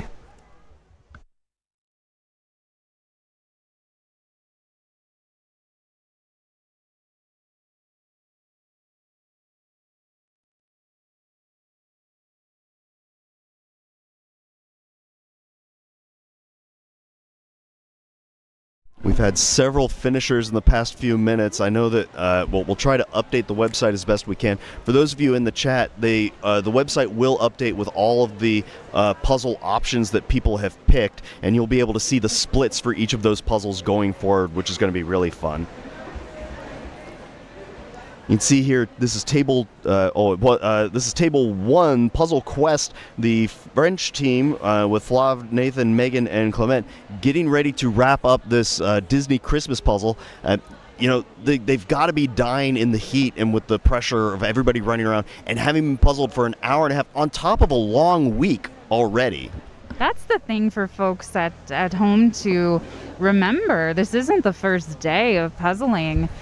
For a lot of folks, if you're participating in individuals and in pairs, perhaps some of these puzzlers were part of the Guinness Challenge or their national organization challenge. So this could be, what, day 5 for many people? Oh yeah, day 5, a lot of back-to-backs. I know yesterday with the pairs, you had your preliminary, then the semifinals right away, and a lot of teams want to practice a little bit while they're sitting, which is really cool. We're going to do a little reshuffling here as we get another team coming in to have a quick chat with us.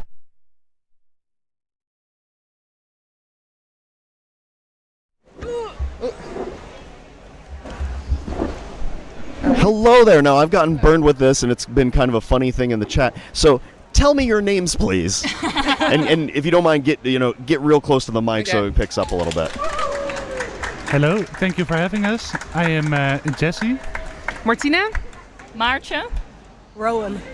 And for my sake, since I'm sure I've butchered it so many times, what is your team name? Ik hoor een stukje vallen, which means I hear a piece dropping. I hear a piece throwing? Dropping.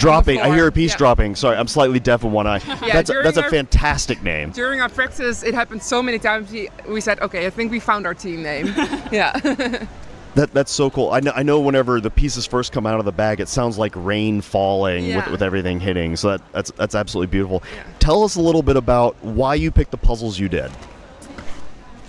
Should I say? Okay. We were pretty unanimous about the Bridgerton one because it had a lot of small projects, which we're all quite good at, and then it's easy to sort. So that was why we picked that one. And then we had a discussion about the second one because Jesse wanted to do the Amsterdam puzzle. And we wanted to do the Disney puzzle because we thought, okay, it's a lot of small characters, and because these are our 2 Jan van Haasteren champions, we thought, okay, they are pretty good at picking and placing all the smaller projects. But in the end, when I started sorting, I thought, okay, all the snow also looks blue, so what is the sky? So maybe we should have picked the Amsterdam one, but it was okay in the end. Yeah, I think so. It was okay. When we first saw the puzzles, I thought Amsterdam is clearly the easiest. And then I talked to them and they said, oh yeah, we already chose the puzzles and we're gonna do these 2.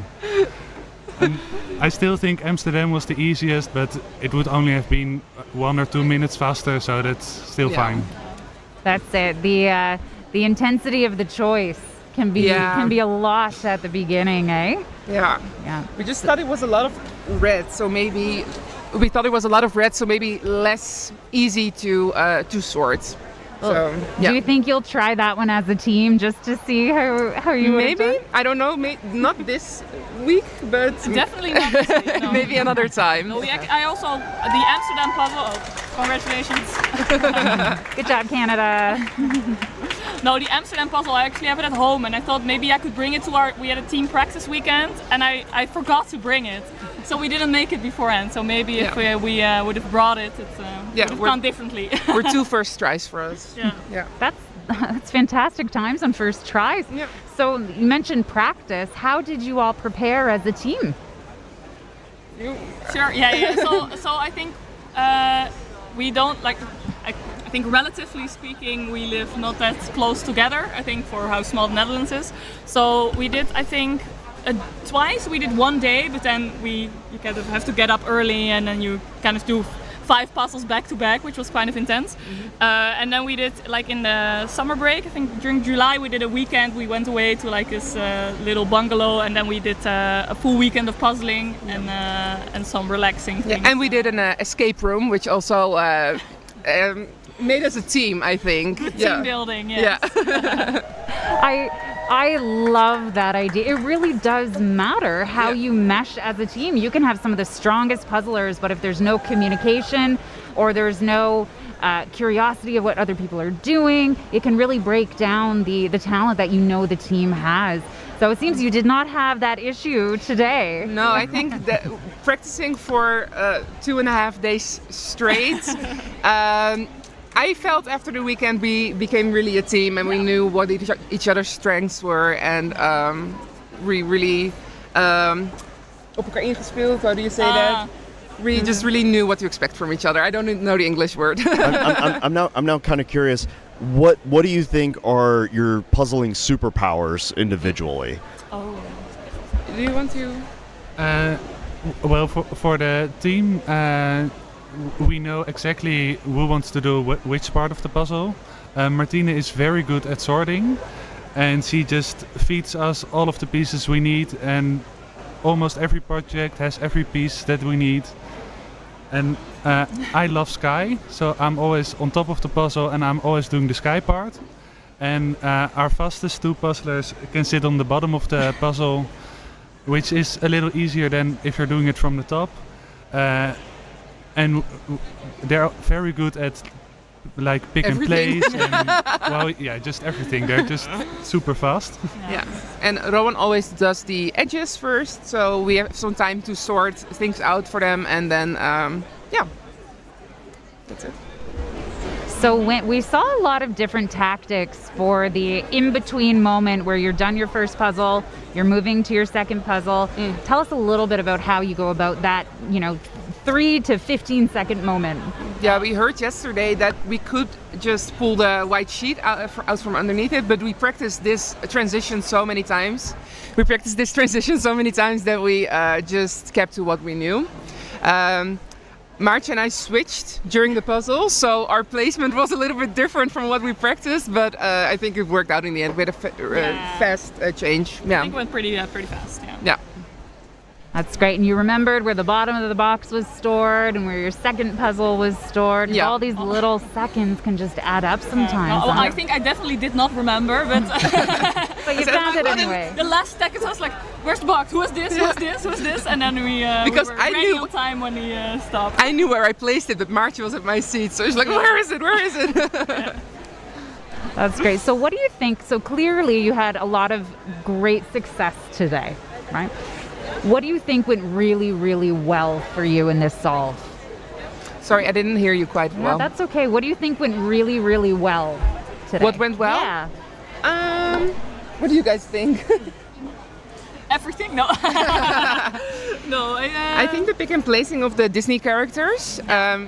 We don't know what happened at the bottom of the puzzle. That's all them. They just knew where everyone was and put it together. I think that went really well. And also just we said during the puzzling, you don't have to say sorry anymore, and it's just when you can cross someone else. And Yes and I were puzzling like this together, and that's just fine. So we are really a team, and we worked well as a team today, I think. Yeah, definitely. That's fantastic. As a Canadian, I say sorry far too often, so I definitely understand that. There's no sorry in puzzling, is what we say to ourselves. Yes, for sure. Yeah. Wow, your team chemistry, we can just see it here and we can feel it. So congratulations. Thank you so much. Yeah. But before you head out, is there anything that you guys want to say to like friends, family at home, the puzzling world, like words of wisdom, just parting words for people before you head off to your next adventure? Ooh, I wanted to say something like, the Dutchies are doing really well, so root for the Dutchies. But that's true. I think the Dutch team is doing incredibly well. So I think we people at home can be very proud of us. Maybe. Yeah, I think that would be it. Yeah, and keep puzzling. Yes.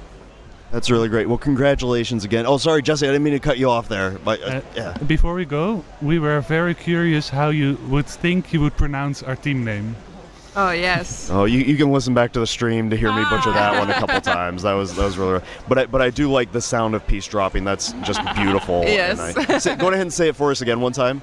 Ik hoor een stukje vallen. Ik hoor een stukje vallen. Yeah. Close enough, but Close not nearly enough. as good, and Close enough. not nearly as fantastic of a puzzler as this team that just chewed through this and did a wonderful job. Congratulations. Thank you so much. Thank you.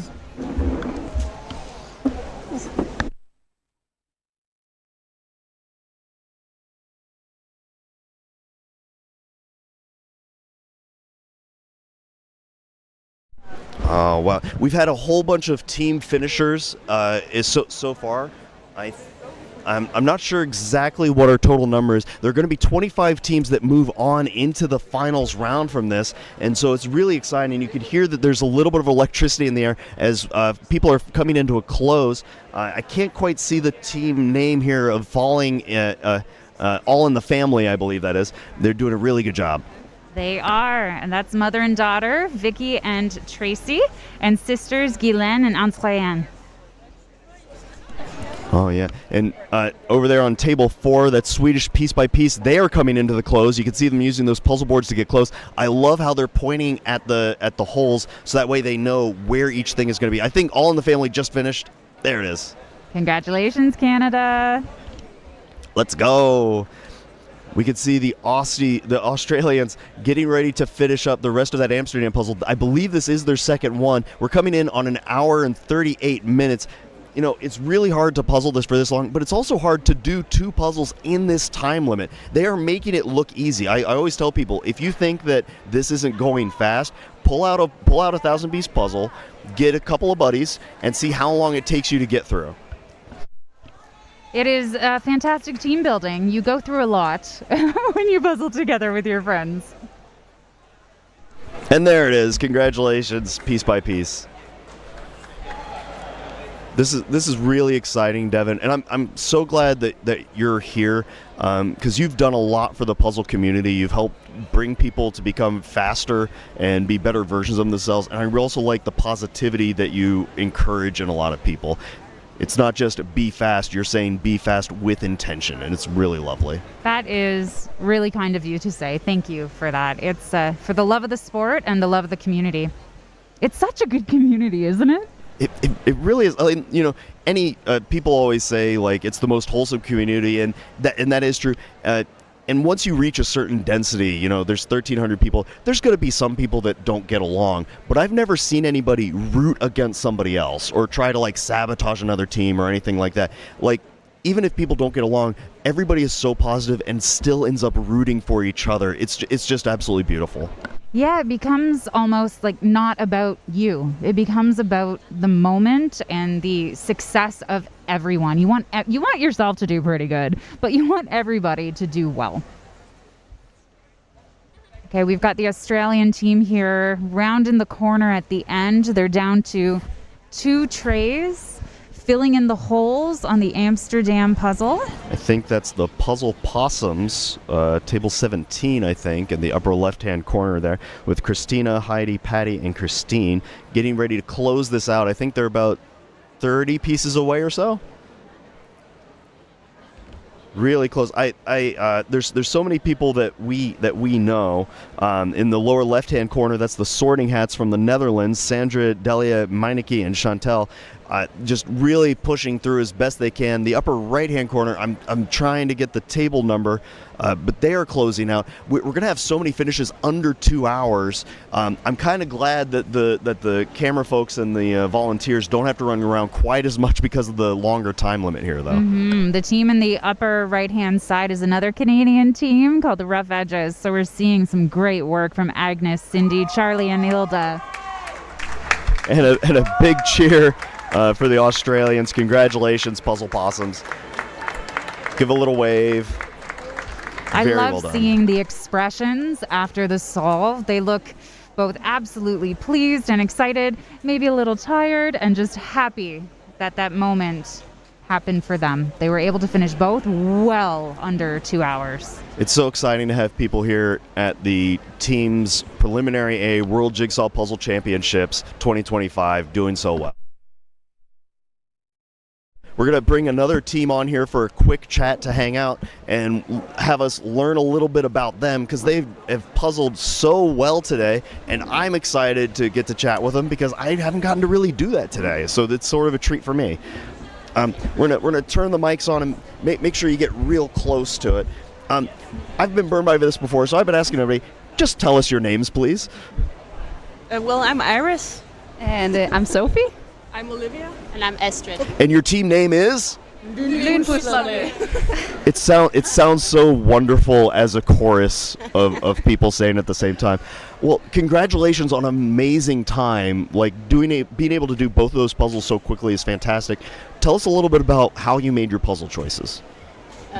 I think we made the puzzle choices based on what was most easily sortable, because we have a master sorter, Iris, and that's sort of our strategy, that we need some order and not just chaos.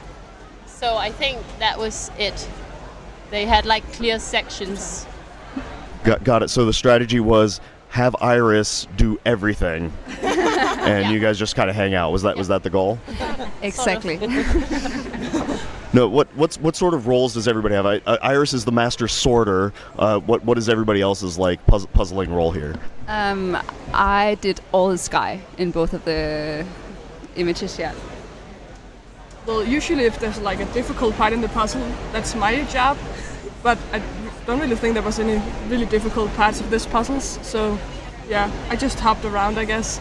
Yeah, you also did the edge. Yeah, I did the edge as well in the beginning. Yeah. And I start out by helping sort the puzzle, and then I do whatever.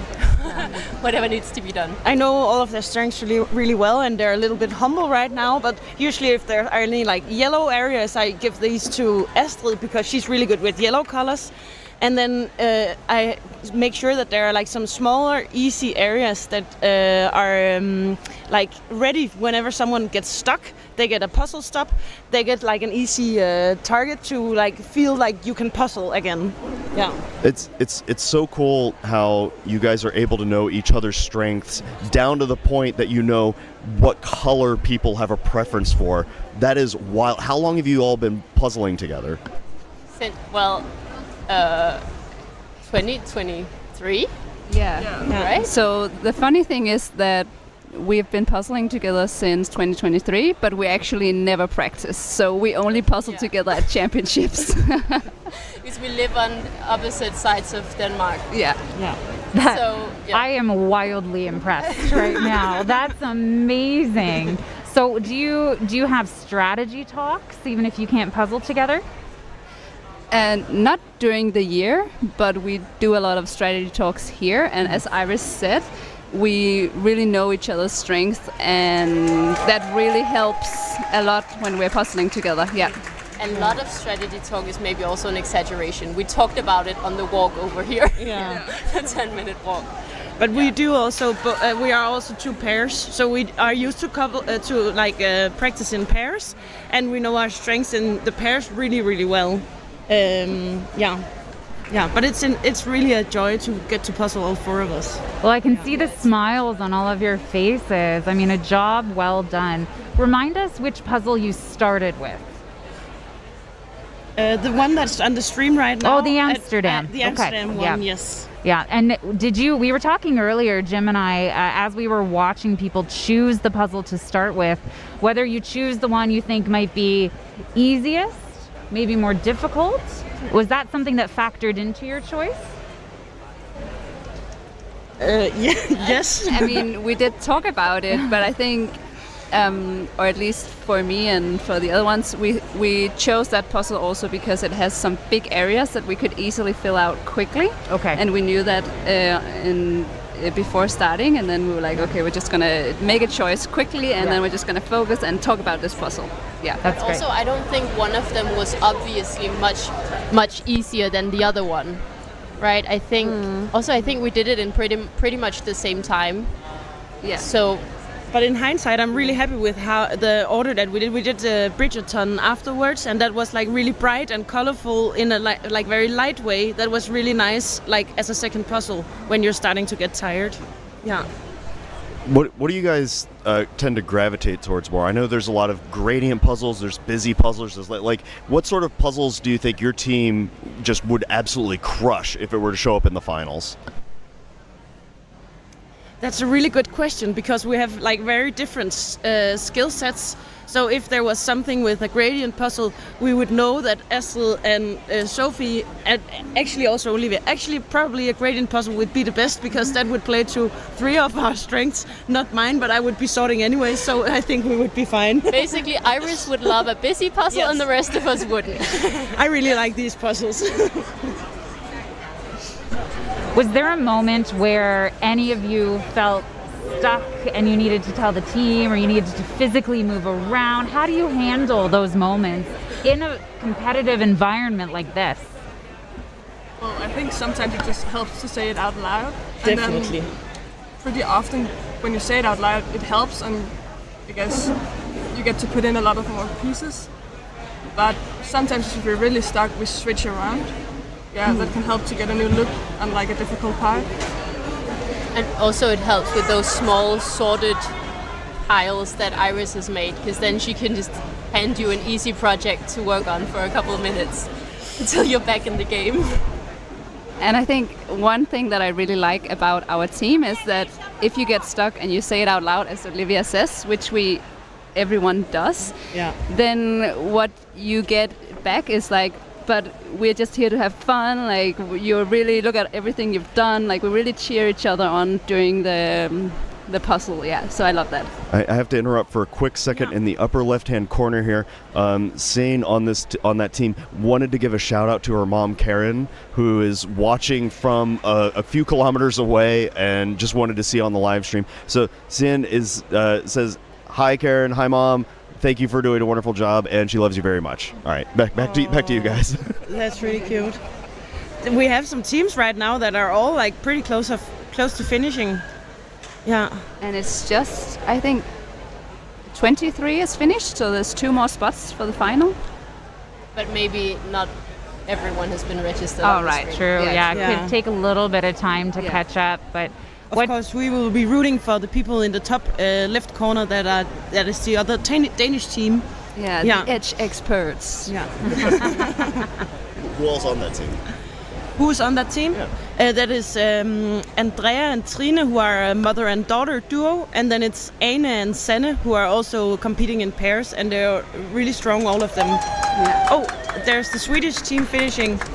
Congratulations. Yeah, that Swedish team is and another Holmgrens team. from Sweden. The Brazilian team right here, which is not on the screen. What is it like to be around so many people that all want to root for each other? Because I know that a lot of times in a competition, there's sort of this air of, oh, we need to be better than them or that. Do you guys ever get that sense, or is it all generally pretty positive?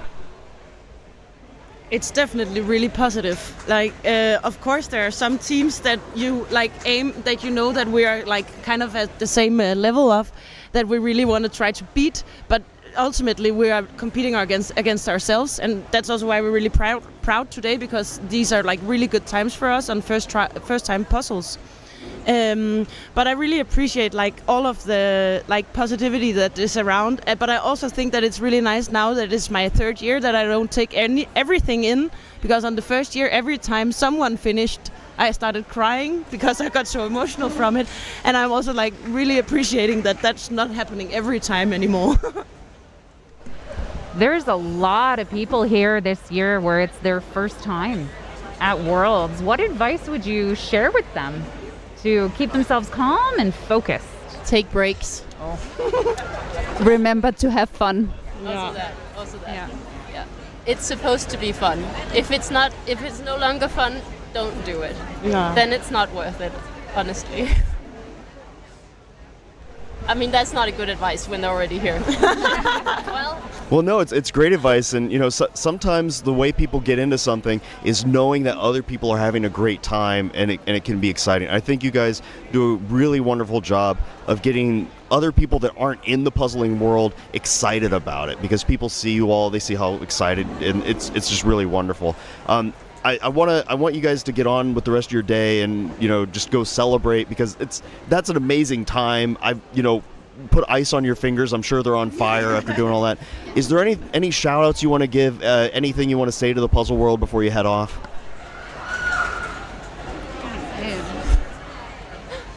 Congratulations to everyone. Also, hi to my mom. Thanks for having us. Yeah, thank you. Thanks for joining us. Congratulations again. That was a phenomenal performance. Thank you.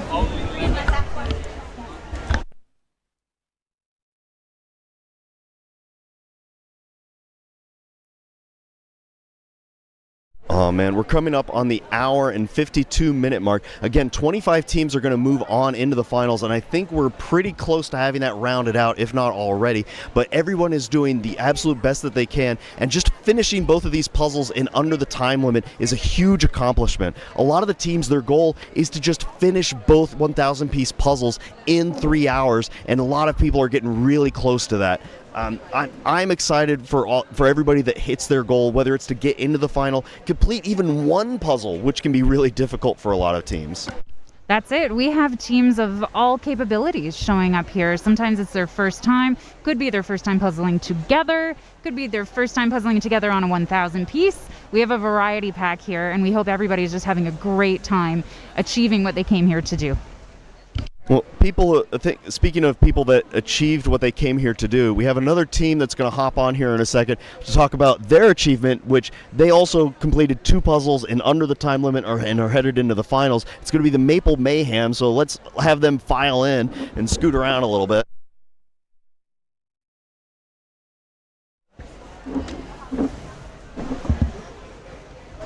Well, hi everybody. I want you to introduce yourself. Just tell us what your names are. I'm Adam. I'm Sandy. I'm Allison. I'm Chantal. And you're the Maple Mayhem. How does it feel to put like a really solid, controlled time, despite your name being Maple Mayhem? I think we're just organized chaos. It's mayhem, but we know what we're doing, and it all came together today. That's really cool. Tell us a little bit about how you made the decisions you did for picking which puzzle to do, because I know that's nerve-wracking for a lot of people. Well, what we did was we decided it's not good for all of us to decide, so we nominated Allison, and so she picked great puzzles, and we were there in case we thought there was a mistake in a choice, but she made great choices. I wasn't allowed to choose. I picked pretty puzzles, so I was out. So Allison, hi guys, congratulations, Canada! Yay! Okay, I gotta keep it together. Remind everybody the puzzles you chose today. Yeah, so we did the Bridgerton one, which reminded a lot of Halifax Harbour, which we did at Canadian Nationals, so that was a great choice. And then we did the Amsterdam one as well. We thought it'd be a little bit easier to sort, as opposed to all those little bubbles that were in the Christmas one. And then we're Canadians, we've done a lot of puzzles with snow. I know how hard snow is, and I didn't want to go anywhere near that. Yeah, we think the 2 you chose were definitely the most popular choices across the floor today. So tell us a little bit about the roles each of you play on your team to have such a great result. Yeah, we're quite organized in how we do this. So Allison is an absolute excellent sorter, so we kind of put her in charge of that role, and she does an excellent job with that. I'm more of like the edge and sky and just kind of random things as we go through. That's kind of my strengths. And then we have Chantel and Sandy, who are good at those small projects, putting those together. And I think we all have different strengths that combine really well, and it obviously paid off today. That's fabulous. So were there any moments where you were shaking your head and wishing you made a different decision on the puzzle order? Anything you were maybe a little bit doubtful today but had to push through? I don't think so. I think we made great choices today. I don't think we were stuck at any point. We communicated when we felt we had pieces on the boards at the end. When we felt we were stuck, we rotated. I think we did really well together. That's fabulous. I was hoping for that answer. It was a bit of a leading question, to be honest. Yeah. So we had some conversation about the water in the Bridgerton one, because it had a little bit of the diagonals on there. Tell us about complexity versus simplicity on that part of that puzzle. I think the key was doing the boats first. Once you did the boats, everything else just hopped in. So yeah, boats. Yeah, it's kind of the opposite. I always like to look at the background and try to build around using the background, but this was more the opposite. It was get those little things out of the way. I started with the water at one point, and I couldn't pass it off to Chantel, and she did really well with that. I moved on to something else. So it's nice that we can hand off on each other if we're not doing something as well as we think we can. And yeah, so great for that. Yeah, we had 2 trays of the green and 1 tray of the water, and at the end we were kind of just rotating it, and we were kind of taking turns with the water, and then you're working on the grass that connects to the water and the water that doesn't connect to the grass, and working both directions, and it came together. Tell us a little bit about how your team communicates, because I know there's some teams that they get on there and they're all like joking with each other the whole time. There's some teams that are a little more militaristic and they're like, you go here now, and that kind of thing. What is the vibe at the table as you guys are puzzling? Yeah, it's the second one. Definitely. We're obviously out there enjoying ourselves, but we're there to puzzle, get them done as fast as possible. Allison is very good at saying, you do this, and handing off those projects. I'm not a talker. I'll talk to myself and self-critique myself quite a bit while I'm puzzling, but I think because we know what we're doing, and we'll ask, what should we do next? And then we have Allison to say, here, because she sorted the projects out. We'll joke and talk afterwards. At the table, is for puzzling. Business at the business table, and then after that, that's really. Now, Adam, I know you do a lot of analysis and that kind of thing. How often do you guys, as a group, like review the way that you did a puzzle to try to optimize for the next time, or do you just kind of go, "Oh, that went well," and then try a different one? I think we talk about every puzzle that we do. It's important to analyze, especially with we met 4 or 5 times to practice before we came out here, and debrief afterwards. In the moment, I like to think about things later on, and I'll message them going, what about this? It's always in the back of your mind, and you have to, if you're not analyzing, you're not going to keep getting better. And the top teams, that Euro team that finished, I'm sure they're talking and analyzing right now, even though they finished with an absolutely incredible time. All the top teams have to reflect on what they're doing. And we tried different roles, switching it up in our practice and seeing what felt good, switching places at the table, where the box is. I mean, we analyzed everything and tried all the possible combinations and came up with what works for us. It's so cool that you're a team of very cerebral puzzlers. I know that some folks they're more vibe based, and there's a lot of intuition, and for some people, figuring out the way that you're going to get better is really, really important. We had some people in the chat talking about how it's difficult to get to Valladolid in order to do this puzzling, just like travel time. What was the jet lag like in order to get here, and how did you guys fight that in order to be able to put up a great time this week? Well, I got to Madrid on Thursday before the comp and did some sightseeing and got rid of my jet lag that way. My strategy is always stay up all the way through an extra day, and then just crash hard, and then you're good to go the next day. Just work until factory reset. Yeah. Yeah, that's kind of the way to go. That's how I do it as well. I don't want to get my sleeping schedule off, so it was, sleep as long as possible after a long time being awake. That makes a lot of sense. And if you're really tired, go down to the hotel lobby and do puzzles, of course. Have you all been doing a lot of that? Just like random puzzling in the hallways, that kind of thing? I haven't put a piece together outside of this competition this week. Well, Chantal and I were in Madrid, so yeah, we puzzled in Madrid. So I know you mentioned you met 4 or 5 times for practice. Do you have a total piece count or puzzle count for all your practice that's sessions? something we forgot to do. I think we did 15 puzzles together before we came here. Yeah, so about 15,000 pieces, give or take, beforehand. So yeah, I think that's a good amount of practice. I know some teams, it is Canada, so we're lucky that we're relatively close that we can meet. I know some other teams, yourself included, you're a bit more spread out, so it's more of a challenge, but we lucked out with being that close in Canada.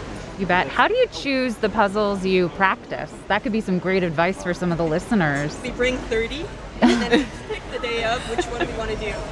And if it's pretty, that's it. So in Don't case pick folks pretty puzzles. couldn't hear, Chantal loves pretty puzzles. So that's the tactic. Bring a bunch and choose from the bunch. We did back-to-back castles one day, expecting them to show up. Yeah, we haven't seen castles yet.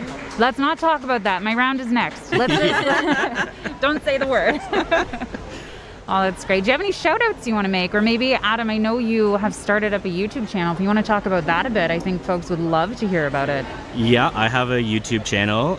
It's at Canadian Puzzle, and it's more focused towards Canadian speed puzzlers. There's a little bit of international content on there, but I do interview Canadian speed puzzlers. Devin's already been on there as the first guest, and it was great. So I'd highly recommend watching that. I also release mostly weekly speed puzzling tips and tricks, really short 10-minute lessons or less to kind of help with that. And then I just talk about my own puzzling. So it's at Canadian Puzzle on YouTube and Instagram. So give it a follow. If you have suggestions on what you want me to cover, I'm happy to do that as well. I'd love to do a shout out to my daughter, Samantha, who got married. Her husband, Ricardo, they're newlyweds since June, and they just got 2 kittens, Bubbles and Lucy. Can't wait to meet you. And I want to shout out my family for watching me at all hours of the day when they're supposed to be working or doing other things. But it's so great having all of the support. Every time I finish a round, my phone is blowing up with congratulations messages. I'd like to say hi to my kids, Nicholas, Jack, and Mark, and Harold, my husband, watching from home and sending me results before I can see it on the website. Sorry. And I do just want to say, thank you as well. Same with the rest of the team. Thank you to my friends and family that are watching at these early hours of the morning. It is very appreciated. I love the messages that come through as well. Well, thank you so much for being here, and congratulations on a fantastic time. And we'll see you in the finals. Thanks so much. Well done, guys. Well done.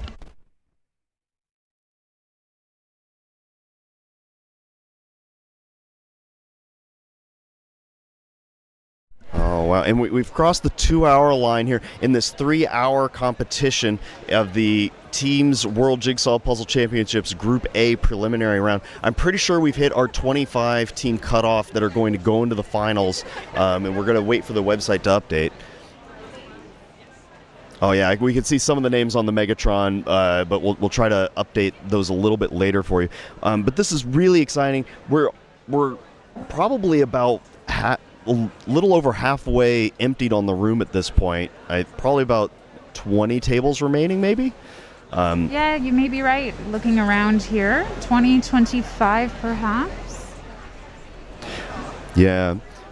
We've been seeing a lot of things in the chat about what the setup for the World Jigsaw Championships look like.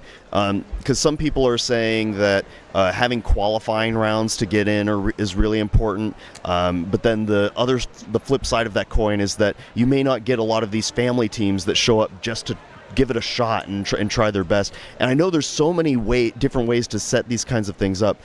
Devin, what do you think your ideal kind of setup might be for a championship style of jigsaws? Wouldn't it be cool if every country had an association and qualifications in your country, and then you went to Worlds as some other sports that are more established do. We're not there yet, and I think that's okay. I really think that's okay. I think this is an amazing event. The more the merrier. The top puzzlers will come out in the wash anyway. And if folks can show up and puzzle, my husband and Sandy, who was just here, her husband, puzzled in pairs yesterday just for fun because they were here and they wanted to experience it. So I think experiencing the vibe and the energy is amazing for everybody. I agree wholeheartedly. And I love that term husband. Some of the other ones that I've heard is jignificant other, and I like to go by side piece. Because it's very true. I'm on the edge. I bring a little bit of structure every so often, and it's just funny. But people designate themselves in so many different ways, and it's exciting that we have just this so diverse group of people from all over the world here to puzzle at the World Jigsaw Puzzle Championships right now. And we actually have a couple of people coming up here in just a second that have also done a lot of puzzling, a lot of setting up for other puzzlers, which is really cool. It's going to be a couple of people from the Puzzle Guzzlers. We're going to have them slide in here.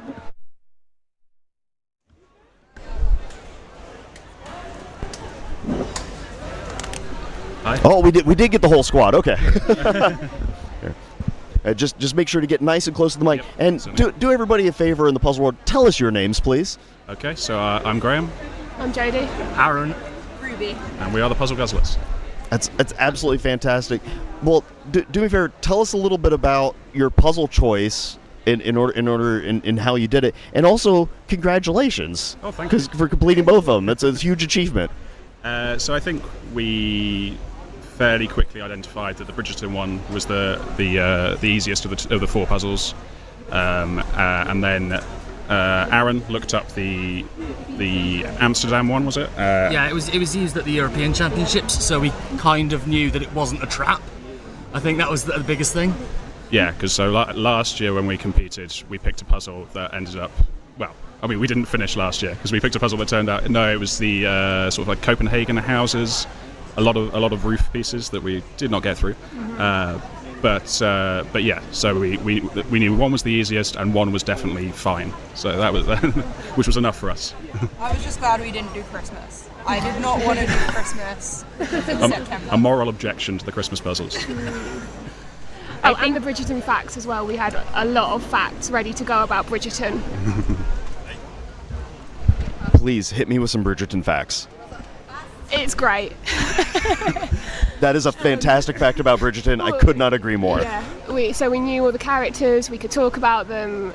Yeah, that's really When it. she says we, she means exclusively her. We had no idea. She would say the Duke, and we'd say the guy in the purple coat, maybe. I walked past like the premiere for like the second part of the season in Leicester Square the other day, so it was really weird to see it come up. That's so interesting. I mean, I've talked to a lot of other puzzlers who see images that they're not familiar with before, or it's like artwork, some of those anime styles, and if you're in that fandom, you can recognize it, and it might give you a little bit of an edge to see, oh, this is the piece that goes with this character. So it's really cool that you latched onto that and kind of helped the team out with it. Yeah. And Graham was also naming like the actors' names as well, rather than the characters. Like, he doesn't watch the show, but he knew who he was looking at. Yeah, I don't think it was quite as much as an advantage, obviously, because it's illustrations of live action characters. But I mean, it still helps for shorthand. It all goes to communication. Well, absolutely, that's right? the key. Yeah. Right? Yeah. So were you all together as a team last year? No, so the three of us were together, and we had a different fourth member who we have upgraded. Sorry, Dan. We've upgraded Daleth with Ruby, who has made the solo final, so, Well done. Yes. Yeah, really good. So talk to us a little bit about your preparation for competing as a team, since it's not a fully new team, but a little bit of a newness here. Yeah, so we had one training weekend where we all got together, and Aaron brought 8 Ravensburger 1,000-piece puzzles, and we basically played Worlds twice. So he gave us a stack of 4 puzzles. We had to pick which ones to do. We picked wrong. obviously. And then we did that twice, and then to prove that we were wrong, we did the other 4 puzzles as well, and we were like, oh yeah, okay. But yeah, that's been about it. But like, I think that's all. Like, it was over a couple of days, and that's sort of all it takes to at least get into some kind of rhythm, like assign roles accurately. I think was key. But yeah, it was definitely long enough for Ruby to get in on all our sub games, like who can find the corners when we're flipping. Yeah, and then I have to shout freebie when we get like pieces that come already stuck together. So I was like learning all the rules. But yeah, it was good. Oh, we had a 3B in this one as well. We got 3 pieces stuck together at the start. It was so exciting. It's like finding a 4-leaf clover, Absolutely. right? Yeah. So talk to us a little bit about your roles on the project, and if you can move the mic just to get real close to it. Yeah. I'm the bossy one. Aaron's the sky guy. Yeah, if there's skies, so I was quite happy we didn't do the Christmas. Yeah, so I think our default is I will sit and do the edge, and then the puzzle sort of sits in front of me because I'm very selfish. Then in the meantime, Aaron will sit opposite me. He'll do the sky, if there is a sky.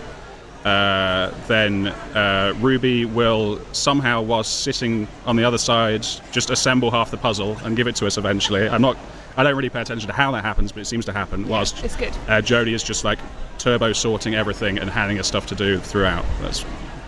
I love the combination of pure organization and magic that is going on in this team in order to get these puzzles done. That's really, really phenomenal. I know as sort of a side thing, outside of just competing in the puzzles here, a couple of you are connected to a way that you get other people to do a lot of puzzling. Is that right?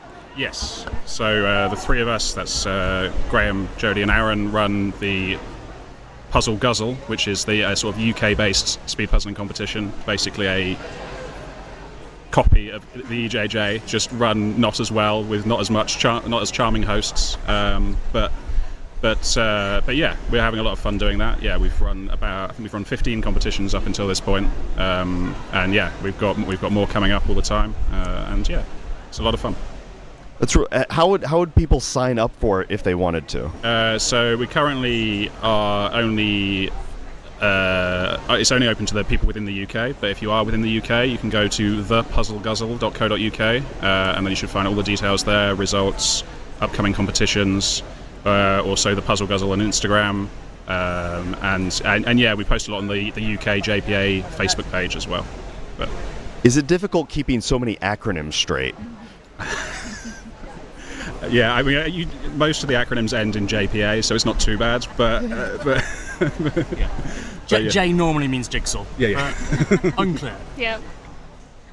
Oh, this is really cool. What would you say would be a really cool puzzle that you guys would excel at as a team? That if it came out, all 4 of you would go, got it.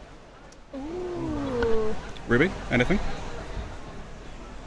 You can't see it, but there were a lot of panicked faces for a moment there. To be honest, I really liked the Bridgerton one. Yeah, I think that's it. It was just any piece you pick up, like you can sort of see almost straight away what part of the puzzle it's in, and like I think like certain bits were still a bit tricky, but you could at least sort and do it easy.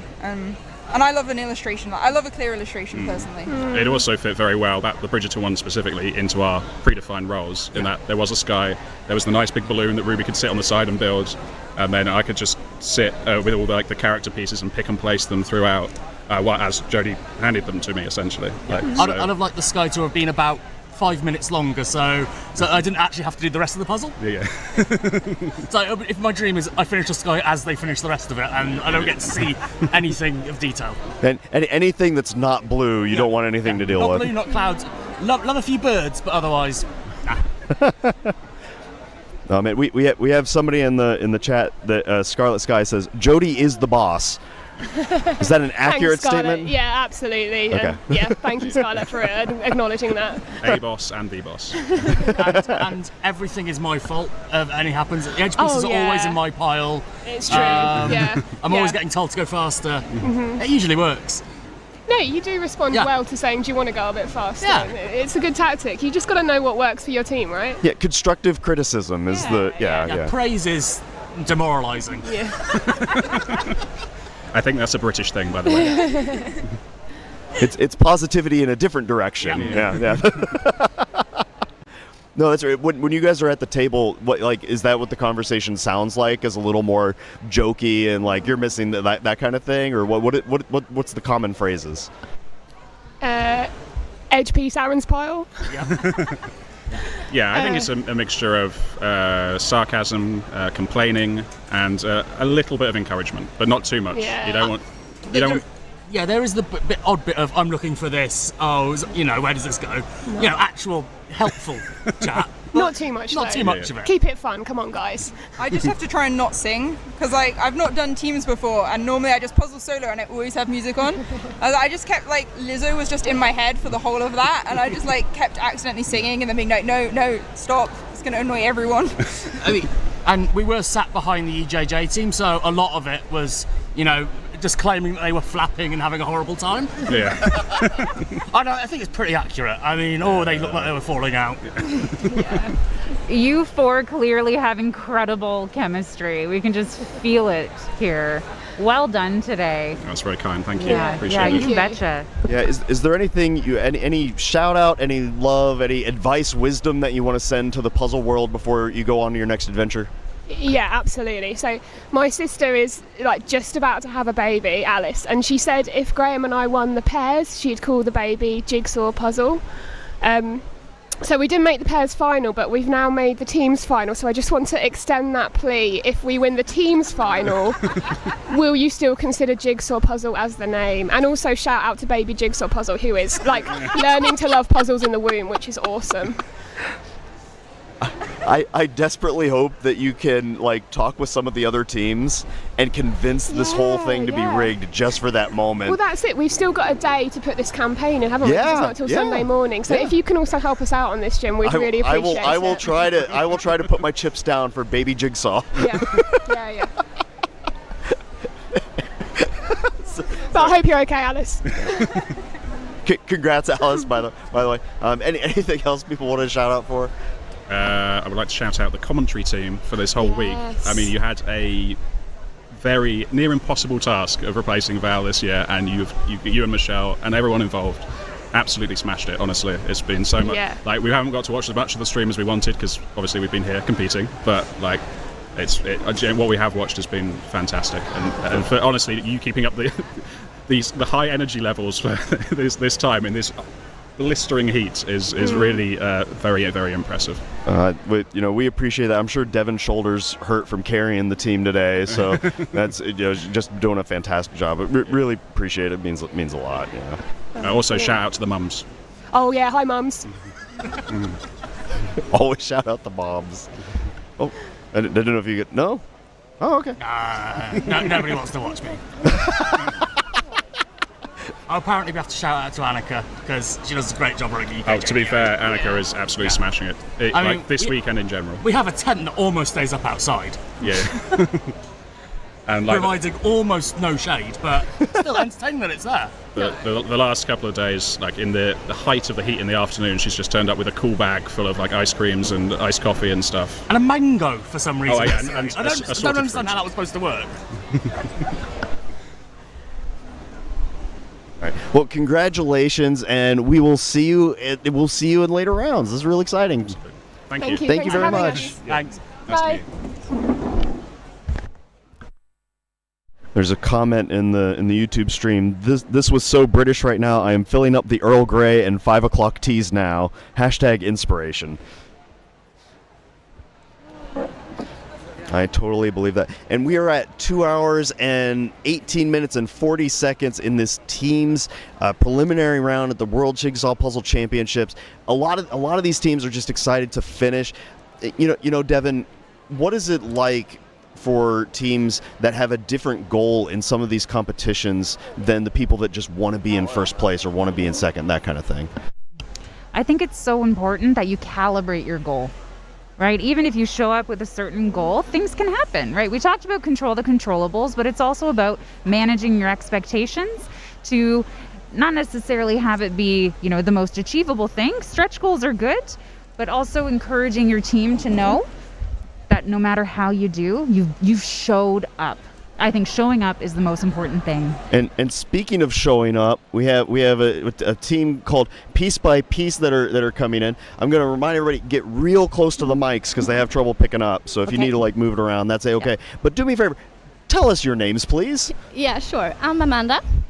Annika. Pontus. And Fia. And congratulations on some fantastic puzzling today. What is your team name again? Swedish Piece by Piece. Swedish Piece by Piece. Yes. I really appreciate the distinction there because it could just be any piece by piece, but this is the Swedish Piece by Piece. Yeah. What is the distinction for your team that makes it the Swedish Piece by Piece? We had the name when we were competing in our nationals, but I think last year there was another team at Worlds that had the same name, so we had to distinguish ourselves. Gotcha. So that's how we came up with the name. Well, and it's clearly well distinguished, not just with the shirts, but with the puzzling. Tell us a little bit about how you made the choices that you did, and what the process was like for puzzling today. Yeah. You go on there. No, I think today they were quite different. The two one we chose was different from the other two because. The Disney puzzles was many different similar colors. Similar colors and so on. But on these other two, it was a bigger part that was more easy to make. Yeah, we made our decisions quite immediately. We were like, those are the ones we're doing. Those fit us very well. So that's played into our good times today. Was there a lot of discussion about that, or was everybody in agreement almost immediately? Yeah. Yes. We agreed. That makes a lot. That's really exciting because some teams they have to have like a person that is the final decision maker. But if everybody's on the same page, that's really cool. Do you have individual roles on the team, or is everybody kind of fluid from one position to the next? I think we're kind of fluent, but we have Thea is our sky person for today. She did almost all of the sky, and. You usually do the border, the frame, yeah. Yeah, so we have like things we usually do, but we are quite fluent in the positions that we take. Are you a team that like switches positions a lot? Like, do you rotate through, or does everybody kind of stay in one spot? No, I think we switching quite often when we feel that we need to do some other things. We have stopped in one place. We ask another to change. Yeah. So it's working very good together. Yeah. How do you know when that time is in order to switch positions? Because a lot of teams they may jump the gun a little early, or they may wait a little long. When is a good time to switch things up? If you feel that you're stuck, and then you ask somebody, can we change? Or sometimes it's maybe Amanda say to me, no, you have to change, because she sees I'm not doing anything. So we use the boards to put the pieces on, so that helps to like easily like switch, like, oh, I want a new board because I'm stuck. But we usually I feel like we start in each corner and start working our way towards each other. So when we've done what we can, I'm like, now I'm not seeing any more pieces. Then we usually start to switch around.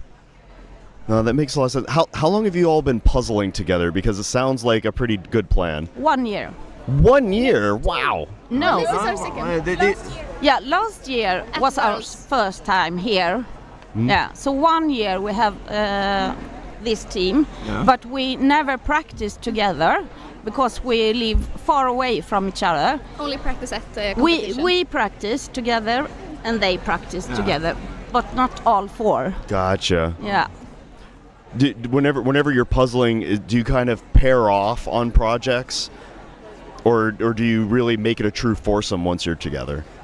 I think we don't really pair that much. No. We do our own thing and we keep communicating, like, this is your piece, this is your piece. So we work like together, but we keep much to our own, like not to get in each other's way.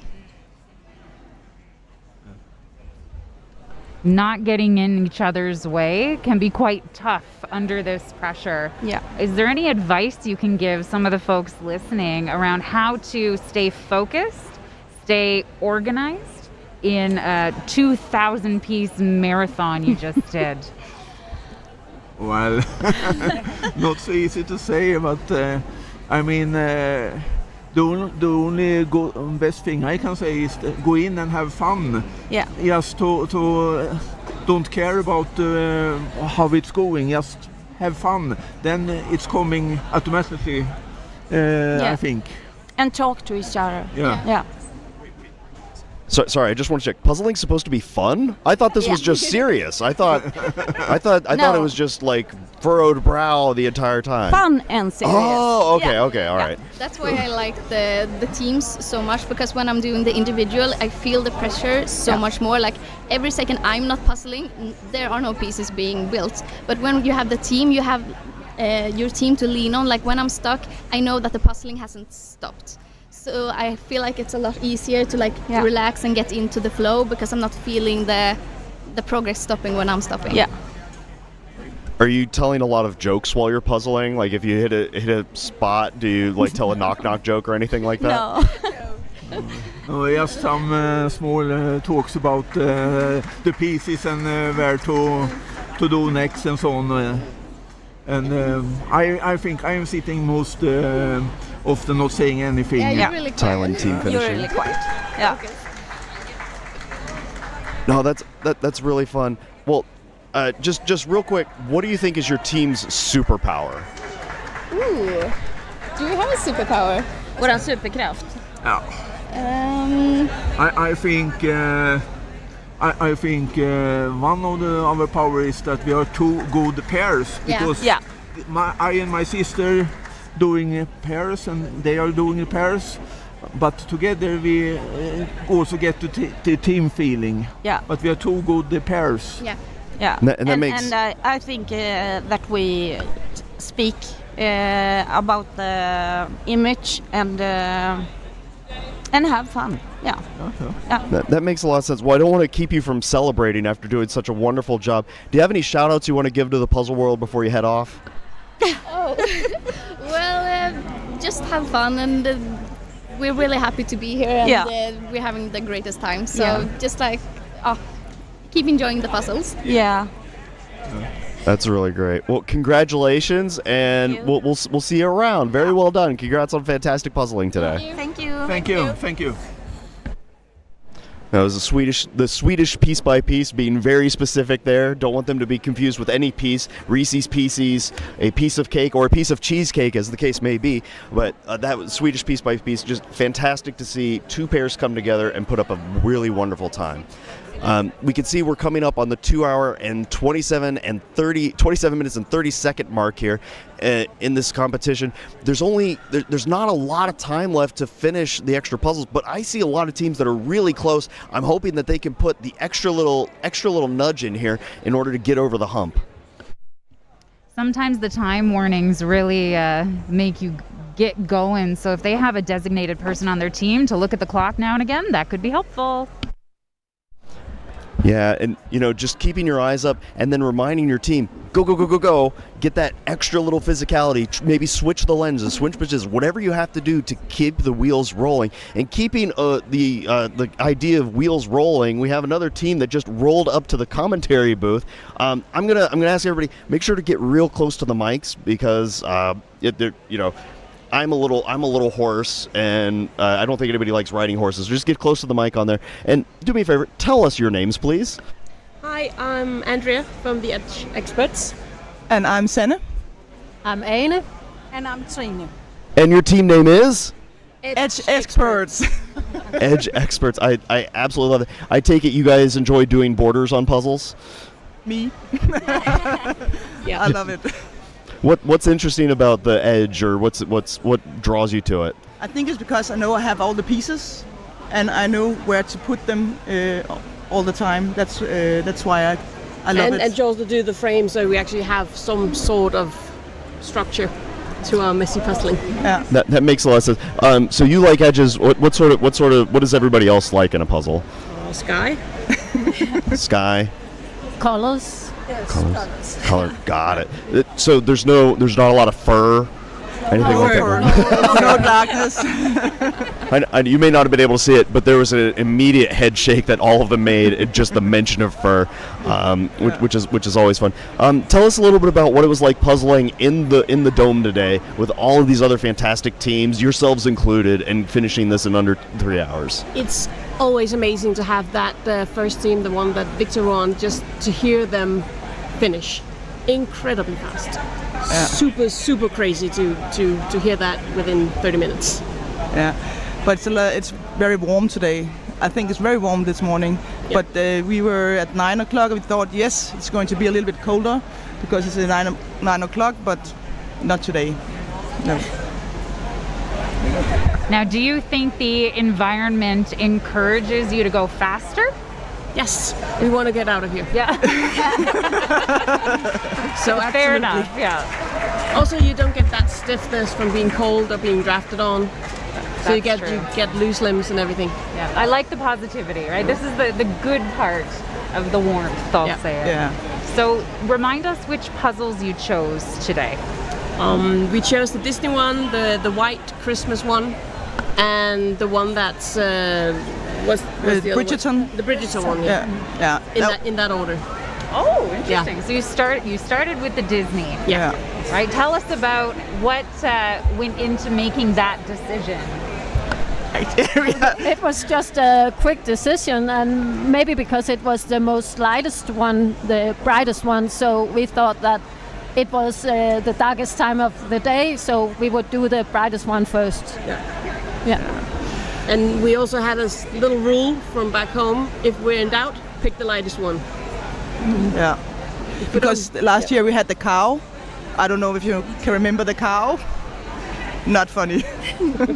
I was pleasantly surprised, maybe is the word, that we did not have another cow in the bathtub today. That was helpful because it was very dark, the cow. Yeah. So you picked the brightest one. You started with the brightest one.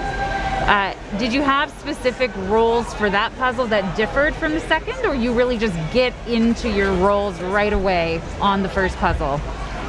I think we get into our roles right away. Yeah. I take the border. That's a good 12% of the puzzle that you get to just do and give the frame, as you said. Yeah. Did you do a lot of sorting on that one? No. Yeah, We did some. We did. Yeah, we sorted the border, and then we sorted in colors, and then Andrea got the sky. And then we just yelled out, "I have Sleepy," or "I have Pluto," or here, and then just put, "I found an eye." Sort of sorting. Yeah. That's so cool, and I hate to rush us a little bit, but being told to kind of move along so we can get some other teams.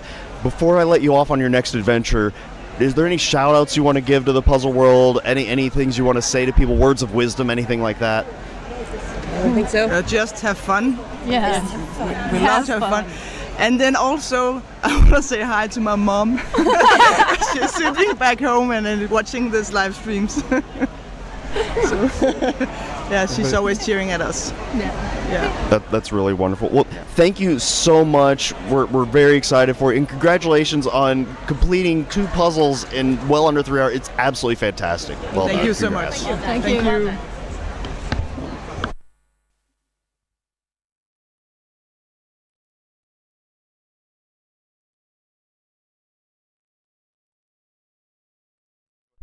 We're at 2 hours and 33 minutes here, and people are still filing through. I think the team from Hungary, that's table 46, getting ready to put the last couple of pieces in. That's going to be paso a paso. Adian, Zofra, Botan, and Gabrielle coming into the close. Is it there? I think they got confirmation from the judge. Congratulations. Well, and we now have confirmation at the table that we have another team coming in to say a quick hi. Hopefully we can get the cameras over here, because I think that might be a little bit of an important component for the excitement. Do everybody a favor. Can you please tell me your names? Well, our names are Jana, Jana, Julia, and Eva. And you are the Latvian Puzzle Puzzle bees. Federation. Puzzle bees. The Latvian Puzzle Federation Puzzle Bees. Yeah. Puzzle bees from Jigsaw Puzzle Federation of Latvia. Oh, okay, got it. No, it's really cool. Were you wearing the bee headbands the entire time? Yes. Yeah. From the beginning. Do you think it distracted any of the other competitors today, seeing the little balls moving around hope to so. throw them off? That's really cool. Well, how long have you all been puzzling together? Well, together is today is our first competition puzzling. Today is our first competition puzzling together, but we had 2 trainings, just to know the strategy, how it would go together. So wait, you all completed 2,000-piece puzzles in well under 3 hours. With how much you guys got together twice now? 2-3 times? Well, actually, half of us are living in Spain and half of us are living in Latvia. Yes. So we didn't manage. That was the first opportunity for us to puzzle it all together and just to know each other, the puzzling strategies. So actually, all 4 of us, we did just one puzzle. Yes. But 3 of us, yeah. Jean, me, and Eva, we have been puzzling together quite a lot. Yeah. How long have you two been puzzling together? For 2 years, maybe. Yeah. 2 years. Time to time, yeah. How did you guys decide to come together to form this really cool team, and clearly do a fantastic job even without a ton of preparation? How did you find each other? How did we end up here? Well, we are not so many participants from Latvia this year, so girls were searching for partners, and we were searching for partners, and we decided to join and make a team. That makes a ton of sense, and congrats on creating the Latvian Federation. It's always exciting whenever the puzzling expands. What is it like to create a new puzzle adventure and trying to bring people into the community? Well, it's something special. It's something interesting, very difficult. It's a new experience, and not only for founders, but also for members, new members of new society, new community. Puzzle community is developing now in Latvia. We are going step by step. We're not so many population in Latvia, so that's why we are. We're like the family, no? Yeah, it's true. Yes. How can people find you online? Where can they look for your organization? Well, we have Instagram account, Latvia Jigsaw Puzzle, Facebook page, we have website, LatviaPuzzle.lv. Yes. So everywhere in social media. No, that's right. I mean, they could also find you by trying to find the people that look like a troop of bees buzzing around. When you're puzzling, is it like an army of bees? Is there a queen bee that gives the orders and everybody else kind of, or how do you go about it on the table?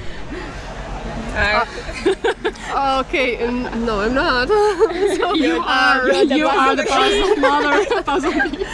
Okay, so actually, of course, it's more easy when there is one person who is more organizing stuff, but still we are listening to each other, and we are always talking a lot during puzzling.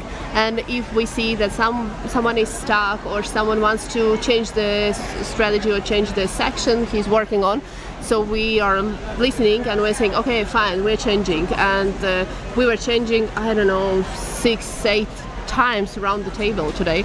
So actually, yeah. And Julia has much more experience in competitions because she lives in Spain, and so competes a lot. Yeah, in Spain we got every Saturday we got some kind of competition, and that helps a lot actually. I know that some people come here and it's their first ever competition, so a lot of nerves, a lot of stress. I cannot say we are not stressed at all, but still it helps a lot. And I know that now Jana also is organizing these competitions in Latvia, so people from Latvia they have this opportunity to try out the live events and live experience. That's really great. Well, you're creating quite a buzz in a lot of the comments. Scarlett wanted to ask, did their antennas get tangled with each other while you're puzzling at any point? Well, sometimes when we were too close together. Too close together, it was like ding, ding, ding, ding, ding, ding, ding. We didn't think about it. Actually, the first moment we understood that it might be a problem today. When we started the first puzzle, it was like we didn't think about it. Well, I mean, it clearly wasn't that much of a problem because you got both of those 1,000-piece puzzles done well under the deadline. How does it feel to be in the World Jigsaw Puzzle Championships in this preliminary round around so many other puzzlers? Are you guys excited? Is it nerve-wracking to be around everybody? What's the feel? Both. The competition this year is really tough. The competitors, the participants are very, very experienced, and the results are very advanced during the year, so we need to push the limits. Yeah, the only thing I'm sad about that we missed like 2.5 minutes to get into the finals. But this is my first World Jigsaw Puzzle Championship, and I didn't expect this kind of level. What we have here, it's like less than 2 hours and you already might be out. Yes. Well, that's still amazing that you were puzzling so strongly together without a ton of like total team practice or anything, and we're still that close. That has to feel amazing to be that close on there. Oh, thank you. Thank you. What do you think for people who are also, because a lot of other folks, they find their teams last second and they just kind of jump in all together and they're like, let's do this, let's give it a shot. What sort of advice might you give to those other teams that are kind of cobbled together at the last moment and haven't had a lot of practice together?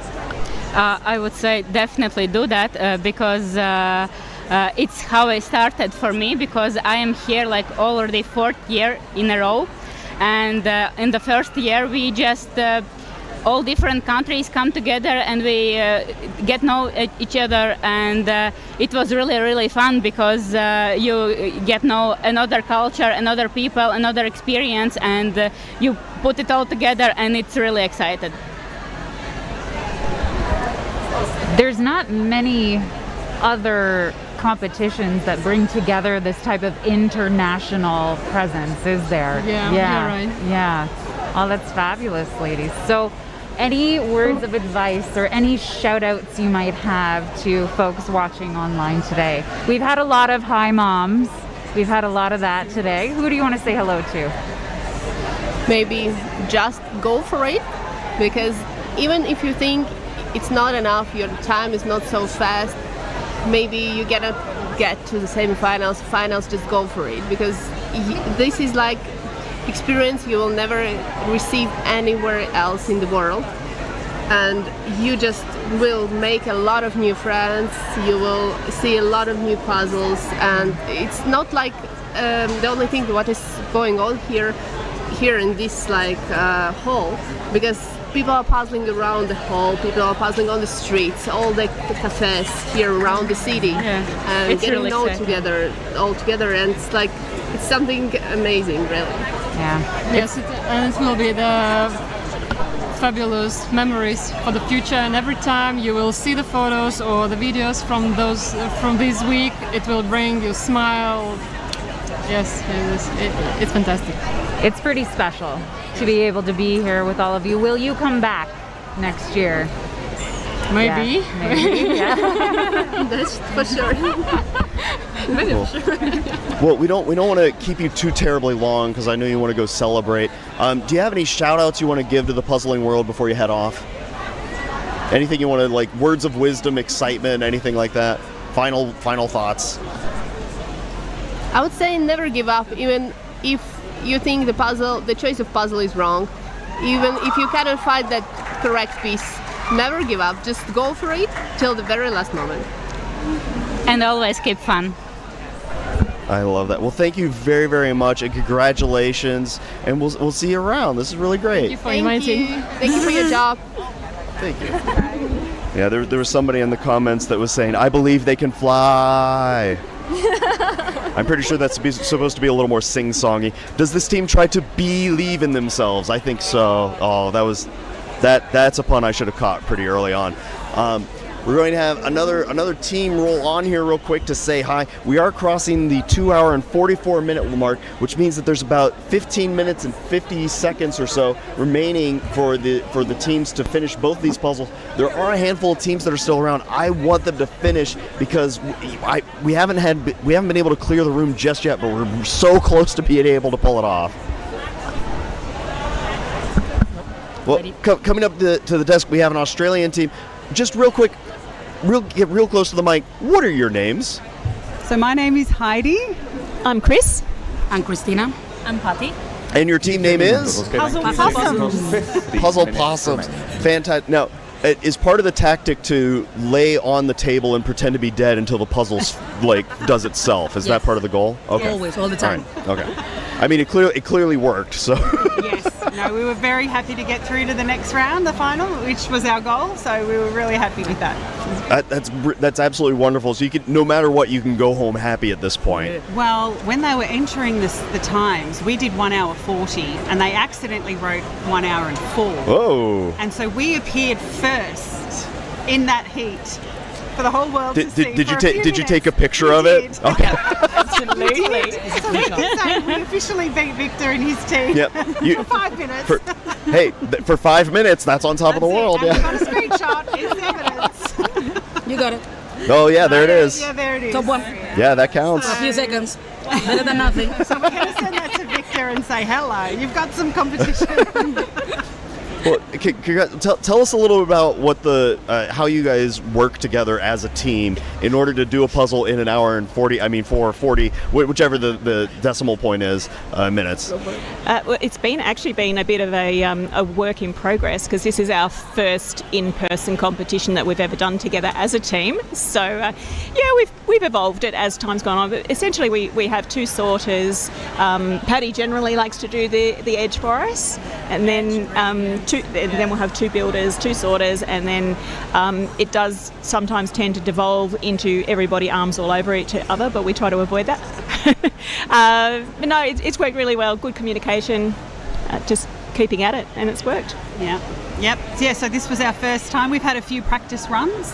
We're still trying to figure out what's our best modus operandi, but I think we've got that down pat by now. That was going to be my next question about preparation for something like this. So what went into preparing as a team? Well, actually, we are 4 different states in Australia. So we just online just say, okay, are you going to Worlds? You need pairs. Me and Heidi, we paired together for a long time. And we need 2 extra people. So it's like anyone's going to the Worlds wants to join to the team. One from Tasmania, one from New South Wales. So that was it. So we are 4 different parts of Australia.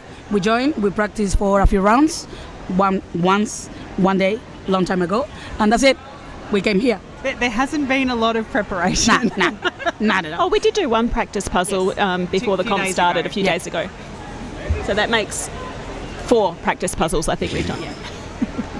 Well, tell you what, good job today. Yes, thank you. We were so happy because Chris thought that we were going to be top 50 goes through, and I said, no, it's top 25. And she's like, oh. So we were like, well, we've just got to finish top 25. And we did, top 18. So we're happy with that. That's fabulous. And remind us which puzzles you chose today. So we chose the Amsterdam and the Bridgerton. Very popular choices. Yeah. I conferred with my previous team member, our previous team captain, Jess, and she said, oh, no, I would go with the Disney Snow Globes. And we all looked at it and said, no.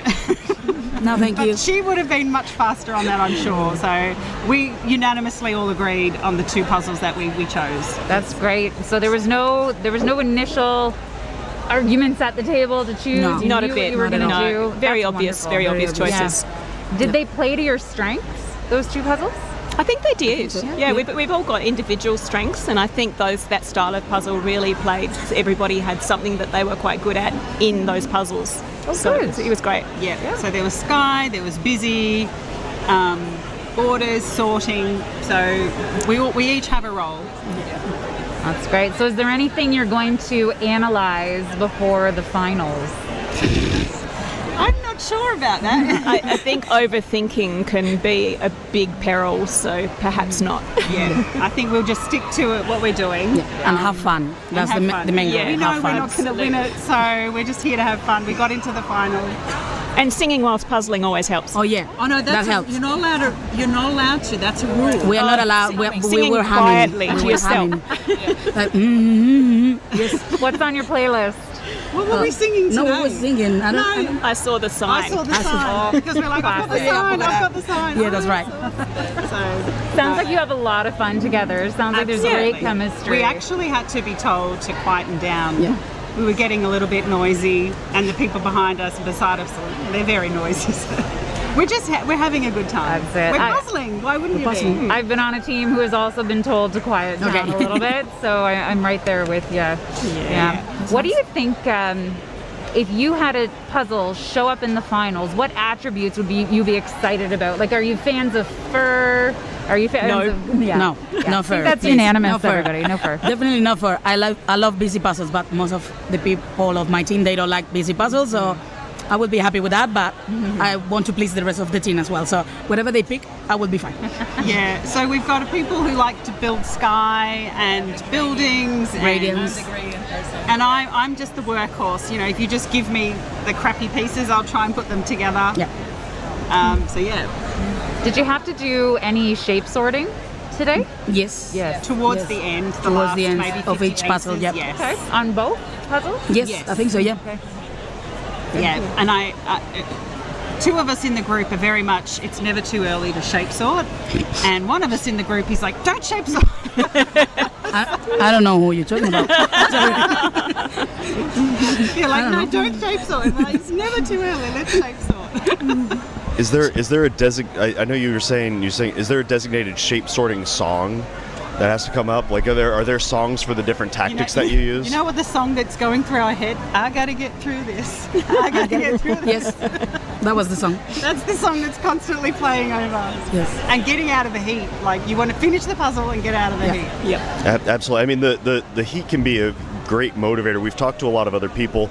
I've seen times, and I've done this myself, where you're working on a puzzle and you put your arm down, and then you pull it up and the pieces are stuck to it. And sometimes the whole puzzle comes with Oh you. no. Yeah, that happens to me during the second puzzle. It was a little bit sticky. I was like, oops, sorry. Yeah, the heat has been brutal. It was good to get the early session today. But Chris was saying there's going to be thunderstorms today. Yeah, in the evening, not sure. Hopefully it cools down a little bit.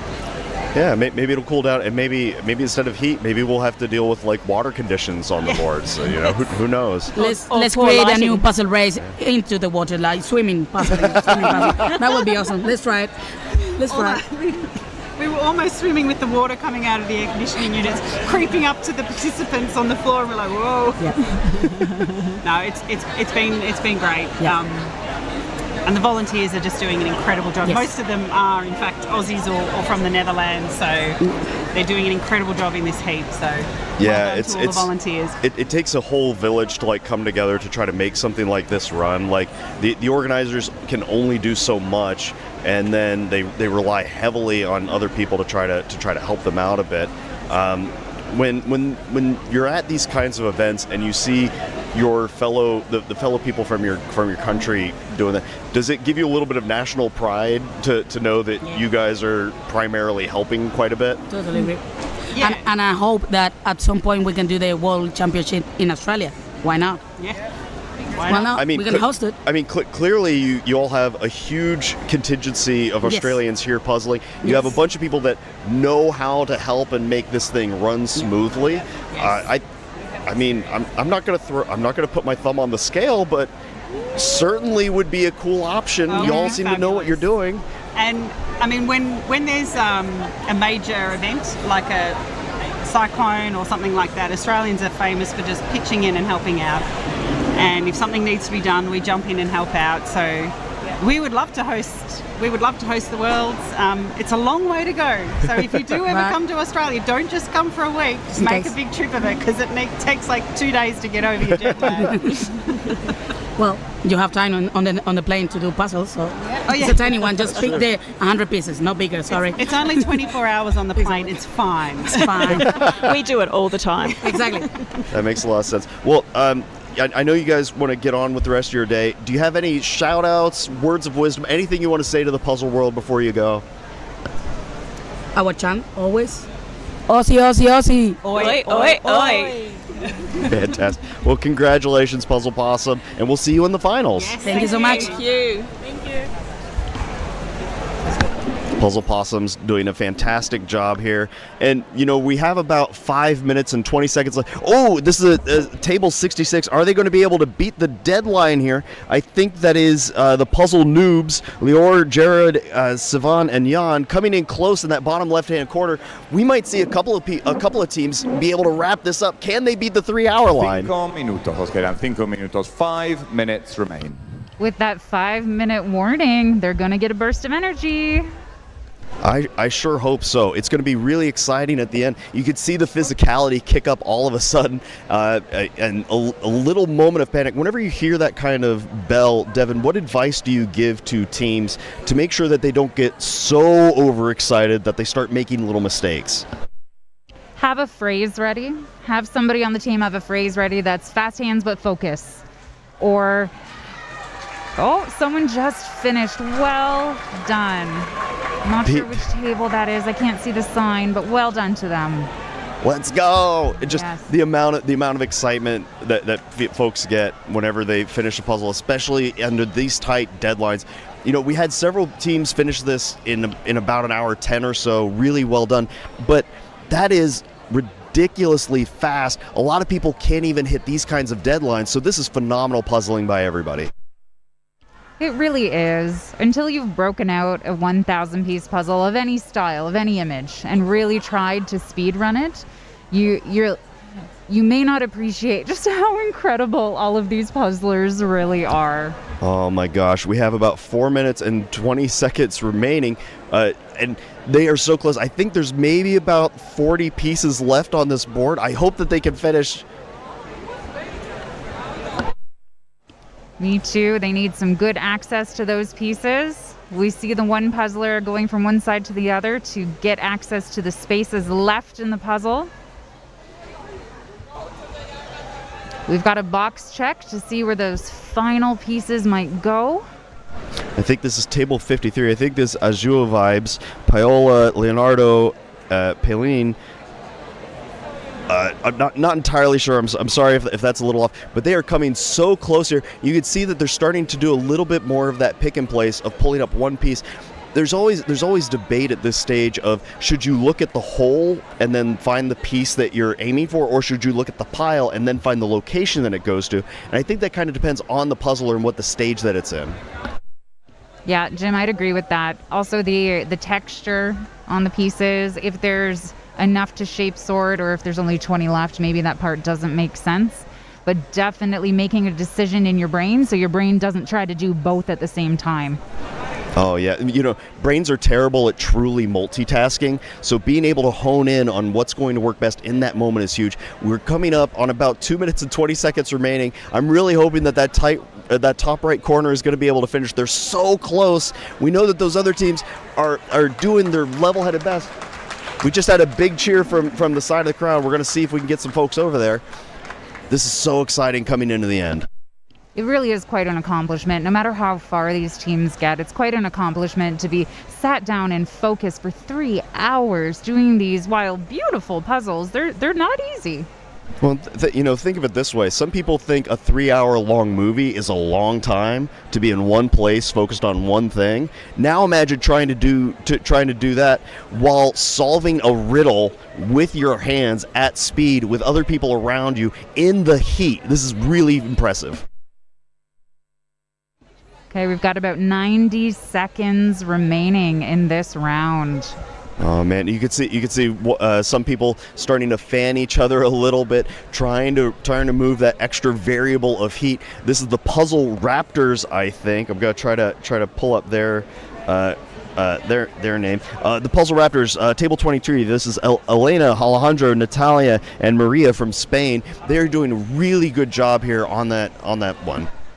Oh, that's the team from Israel that had finished a moment ago. And there it is. There it is. Well done. Well done. Azure Vibes finishing strong with a minute to spare. Into the last minute. Ya estamos a falta de 45 segundos. Enhorabuena, México. Ahí, justo a tiempo. And at this stage, you just want to get as many pieces connected as you can. Anytime you have a set of 3 pieces, that's going to count towards your total piece at the end. So, even if it's not directly in the puzzle, get those little chunks together because that's going to count towards the end. Exactly, and 1 or 2 pieces could make a difference in the ranking. It's really amazing when we see the final times. Here we go, Jim. 10 seconds. Oh my goodness! If you're in the chat, root everybody in. There's a little bit of a countdown happening. 5, 4, 3, 2, 1. And just listen to this. Everyone. Your time is up. Tiempo. A round of applause. Thank you. It's one of my favorite sounds is that right at the end, everybody gets cheered in, no matter if they completed, if they didn't complete, if they came close. We are rooting for everybody. Oh, a little jigsaw jig with Sergio. Please, you just help out by putting little groups of 10, little piles of 10 pieces of the ones you haven't managed So to put well together. done. Well, Devin, thank you so much for joining us today and sharing all of your knowledge. Remind me again, how can people find you? It was my pleasure. It was great to be here. People can find me at Devin's Puzzled on Instagram, and we can find Canadian Speed Puzzlers at www.canadianspeedpuzzlers.com or at CDN Speed Puzzlers on Instagram. Thank you so much. Well, on our way out, we'll do a little jigsaw jig and have a good time. And we will see you all in the next round for Teams B. Hi, everybody. Great. Yeah, what piece are you going to be? Are you like the 3-prong?